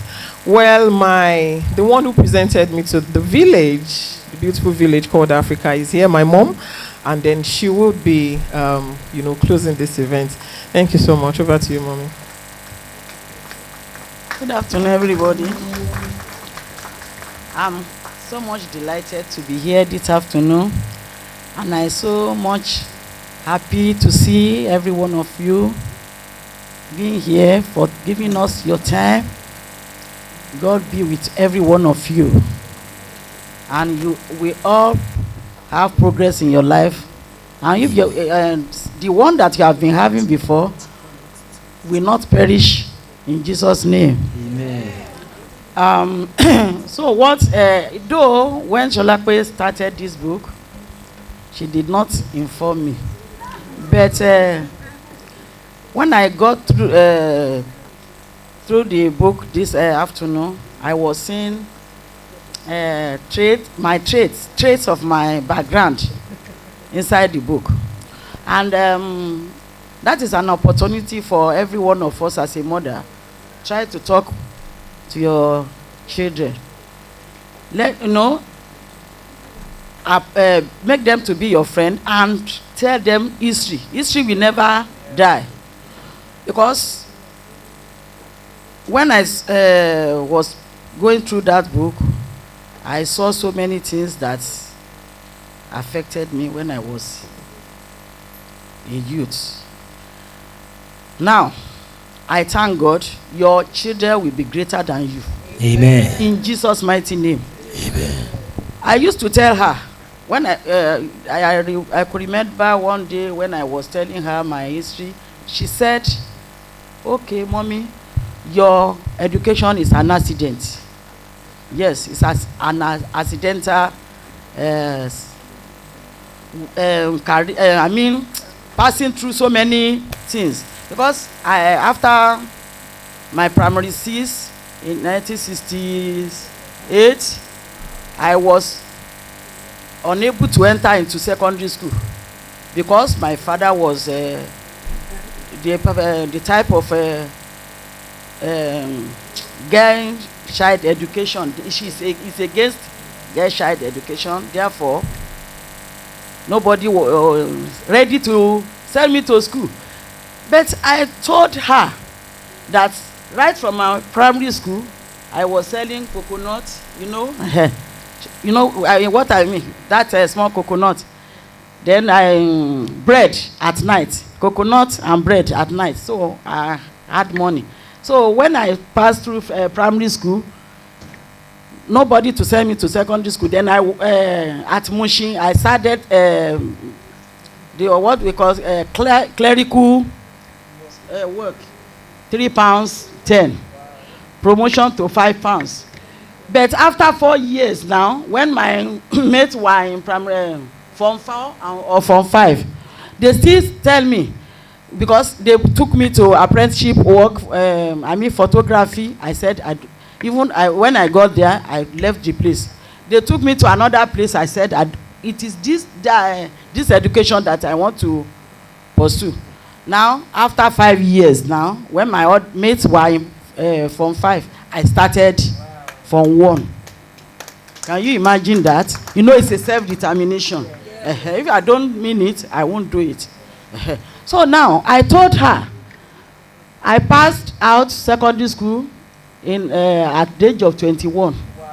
And I said, because I entered there at the age of 16 or 17, I said, you will not be 20 years before you finish your university education. And it came to pass. So I thank God for that. And I used to tell her so many things about my mother. My mother was a villager, helping the husband, but she was not helping the husband alone, but she was making her own income. Like what that woman, Mama Nike Okundaye said. My father was a farmer, cocoa farmer and kola nut farmer, but when my mother helped my father, he make her own gain from the products selling in the market. So, you know, the book is just like that.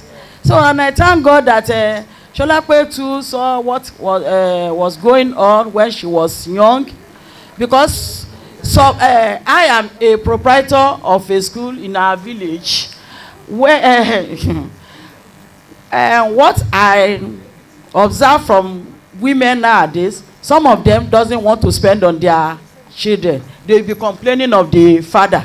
If you ask them that, why do you not allow your children to come to school? Bàbá ẹ̀ ti sọ pé òun ò lówó mọ́ torí náà ó lọ sí public school nìyẹn. I am not the type. Whether the father is ready or not, go on. So we thank God. So everything that she did today is just like a camera or history of what has been going on before. So I thank God that they don't. Today's event is not after my life. I thank God for that. Like what I said to her when I was 66 years, and she came to celebrate it, and I said, I thank God that I witnessed this, because 60 might have gone, 50 might have gone, and they do the funeral for them. Kì í ṣe òkú mi ni wọ́n ṣe. Mo dúpẹ́ lọ́wọ́ Ọlọ́run fún ọjọ́ tí òní wípé ògo Ọmọṣọlápé ó ṣojú mi. Because ògo tèmi kò ṣojú màmá mi, but mo dúpẹ́ pé I broke the curse. Ògo Ọmọṣọlápé ó ṣojú mi. Gbogbo ẹ̀yin tẹ́ wà níbí báyìí náà, ògo àwọn ọmọ yín á ṣojú ẹ̀mí yín o. Gbogbo àwọn ọmọ yín náà wọ́n á ga jù yín lọ. Thank you very much for coming today. God bless you. Sorry, ẹ jẹ́ kí n fún ọmọ mi ní nítorí Ìjẹ̀bú ni mí. Wọ́n Ìjẹ̀bú mi jòjò àbíwàkọ́ ẹjọ́ ta ni Ìjẹ̀bú ń bí báyìí. Mo dúpẹ́ mo ti ẹ̀rọ àwọn èèyàn fojú jọ. Comfort Ọmọṣọlápé, inú mi mọ́ tèmi dayọ̀. Ọmọ bá fìdí pọ̀ tẹ̀ mọ́lẹ̀. Ọmọ olówó joyè méjì, ó ja àwùjalẹ̀ tán, ó tún jẹ dàgbúrèwe. Ọmọ ọba Ìtẹ̀lé Amóyègẹ́sọ̀. Ọmọ ọba Ṣàpẹ̀núwà. Ọmọ Ọ̀sọ́pọ̀ Máyọ̀rìndán. Ọmọ Ìkàngbámodù oyè. Ọmọ aníhun tóyìnbó nílé. Ọmọ ọba tí ń fasẹ́ mutí. Ọmọ onílé àpèwáwò. Úpẹ́ òun o. Ulélè síwèé wà. Rabatarabata. Ìhà Ọmọṣọlápé màrè ní. Ọmọ onílé àdésúre. Èdùmàrè jẹ́ ń dàbí onílé yìí o. Ọmọ ìṣàrà afọ́támódí. Ọmọ òṣòro ṣàgẹmọ. Ọmọ akẹnugbókẹrù bara ọ̀nà. Ẹ̀sọ́ oyè mi. Ará ìyàn kan. Ọmọ àgàrò. Ẹ̀sọ́ akúfọ́n. Ẹlẹ́wà ọlà. Orúkọ ń roni. Àpèjà á máa ròyìn. Ṣé ẹ mọ̀ pé Ṣọlápé beautiful? Ìyẹn náà ń pè ní ẹlẹ́wà. Ọlà is wealth. So méjèèjì yẹn ó bàjà. Nítorí oríkì màmá mi nìyẹn. Akúfọ́n ẹlẹ́wà ọlà. Ó kú oríire. Mo kí ẹ mo yìn ọ́. Ọmọ baálẹ̀ ló nílùú. Ọba ló lára oko. Ọmọ asọ̀rọ̀ kí ọlọ́rọ̀ gbọ́. Ikọ̀ ọlọ́rọ̀ gbọ́ ikọ̀ máa ṣeré òun. Ọmọ onímúṣẹ ànákòru birikiti. Ọmọ mísèkò máa ń bẹ̀rù ọ̀tẹ̀. Ọláyẹni bí adé. Ó pọ̀ bí ẹ̀gàn. Ọmọ ẹni tí a lè mú. Ọlọ́run ọba là ń fi fún. Ọmọ olódo mẹ́ta. Ọmọ ìkàlà tí ń tan náà sán gangan. Ọmọ ògiri màgàdàgbò ará ìlódò. Ọmọ akínílé ọmọ akínlóko. Ọmọ arẹ́yẹ àrókò. Àrókò tán ẹyẹ fò lọ. Ó kú oríire o.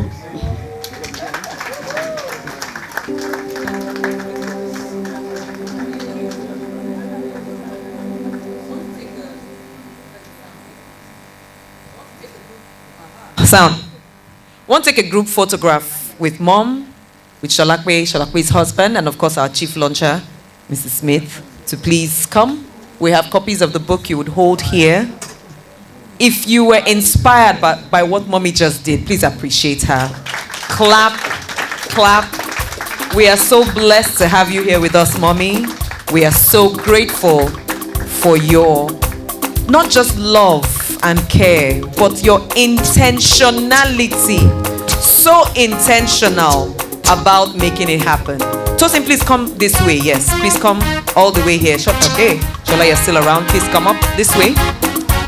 Yes. Yes. And let Shola stay here as well. Do we have enough space? Yes.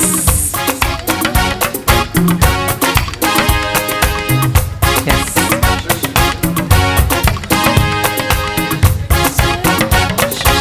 So tell us if this works. Does it work? We'll take the first one. Yes.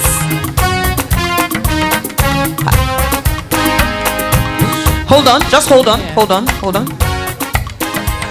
Okay. Okay, so after this, we'll now take just 4 of them. All right. We'll take one more, and then it will be 4. Yes. Yeah, yeah. All right. Thank you so much. Thank you. So now the 4. Mrs. Smith, please. Yes, please. Yes. Thank you. No, mommy is here for this. Yes.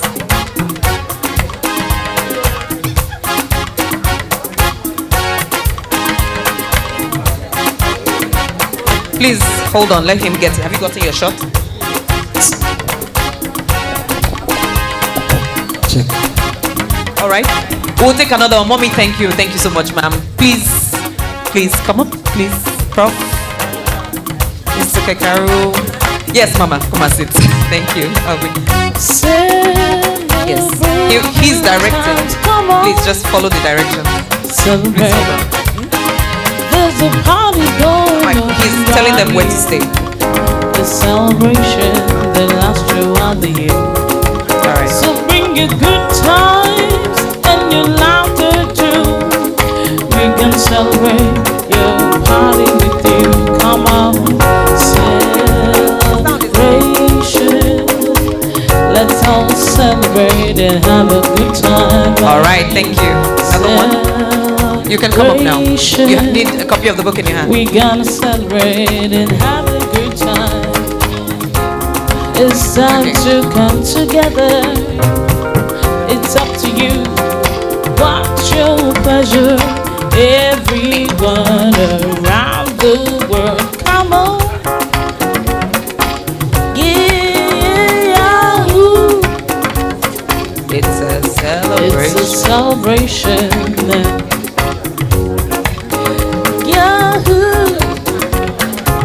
Yes, thank you. There's a party going on right here.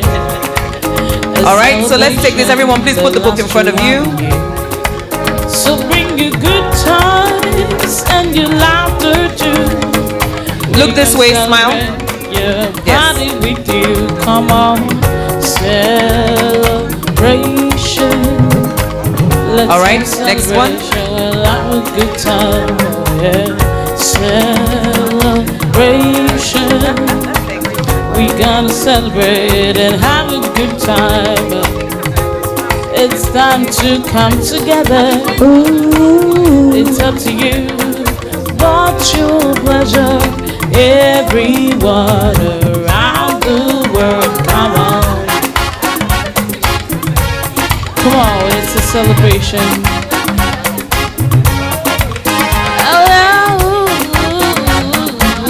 HerVest family, HerVest, please come for this next shot.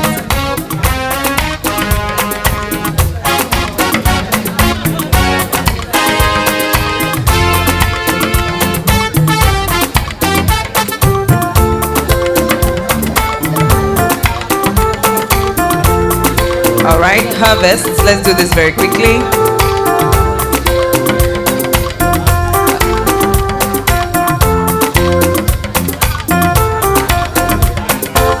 The clock strikes upon the hour, and we stay as it is. There's still enough time to figure out how to chase my blues away.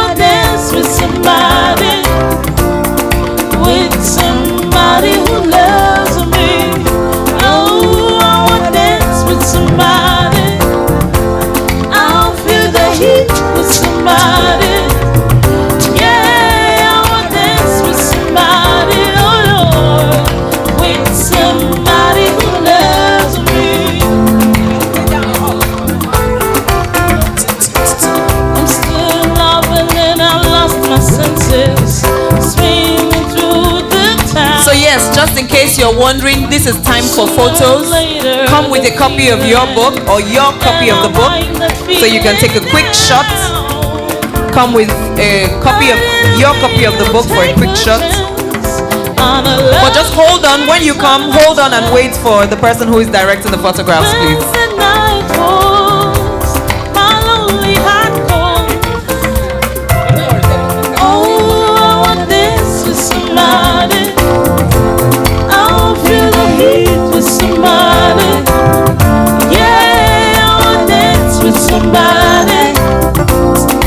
With somebody who loves me.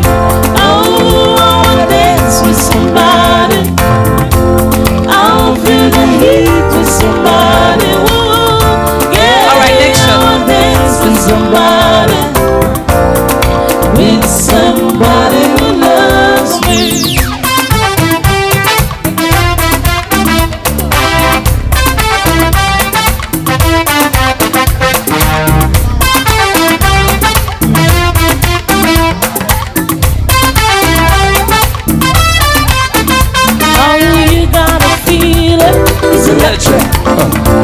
Oh, you gotta feel it.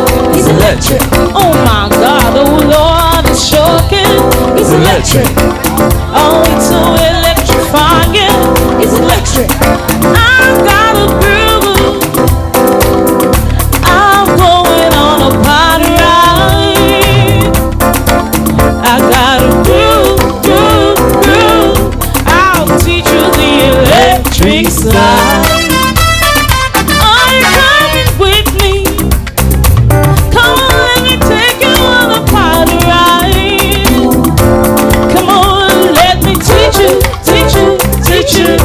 I'll teach you the electric slide. Some say it's a mistake, it's electric. Woo, woogie, woogie, woogie. Oh, you can do without it. It's electric. Woogie, woogie, woogie. Oh my God, it's shocking. It's electric. Woogie, woogie, woogie. Don't you know it's there? And everywhere.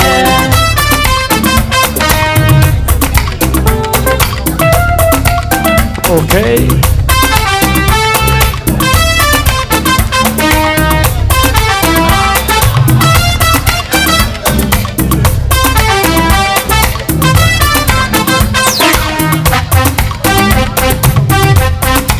I get sunshine on a cloudy day. Oh, when it's cold outside, I got the month of May. Oh baby, I guess you say, what can make me feel this way? It is my girl, my girl, my girl. Talk about my girl, my girl.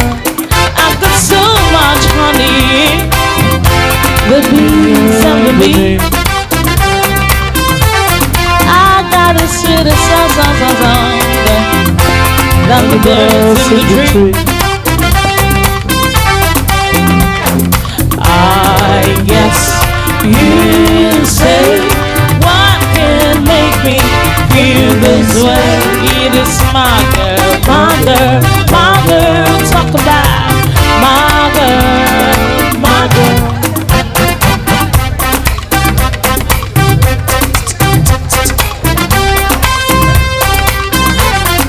Hey, hey, hey.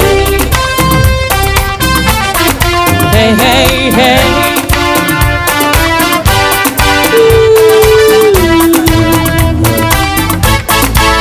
I don't need the money, fortune and fame. Oh, I got a sweeter song that one girl could play. I guess you say, why can't make me feel this way? It is my girl, my girl, my girl. Talk about my girl, my girl. Take it up.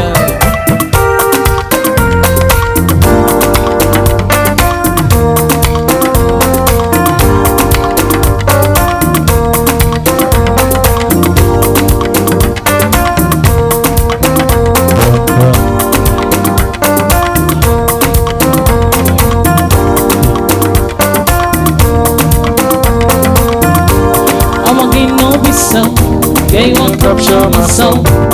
I'm getting on my soul. Make it one ball of ball. Better, para. I'm loose, even better than the para. Better, para. I'm loose, even better than the para. So I'm in Josie, Don't call for one, Josie. I'm not playing with you, I'm not joking. My style of all is learning. Me again, Fago, but I'm on money. I'm on duty, but I'm unlucky.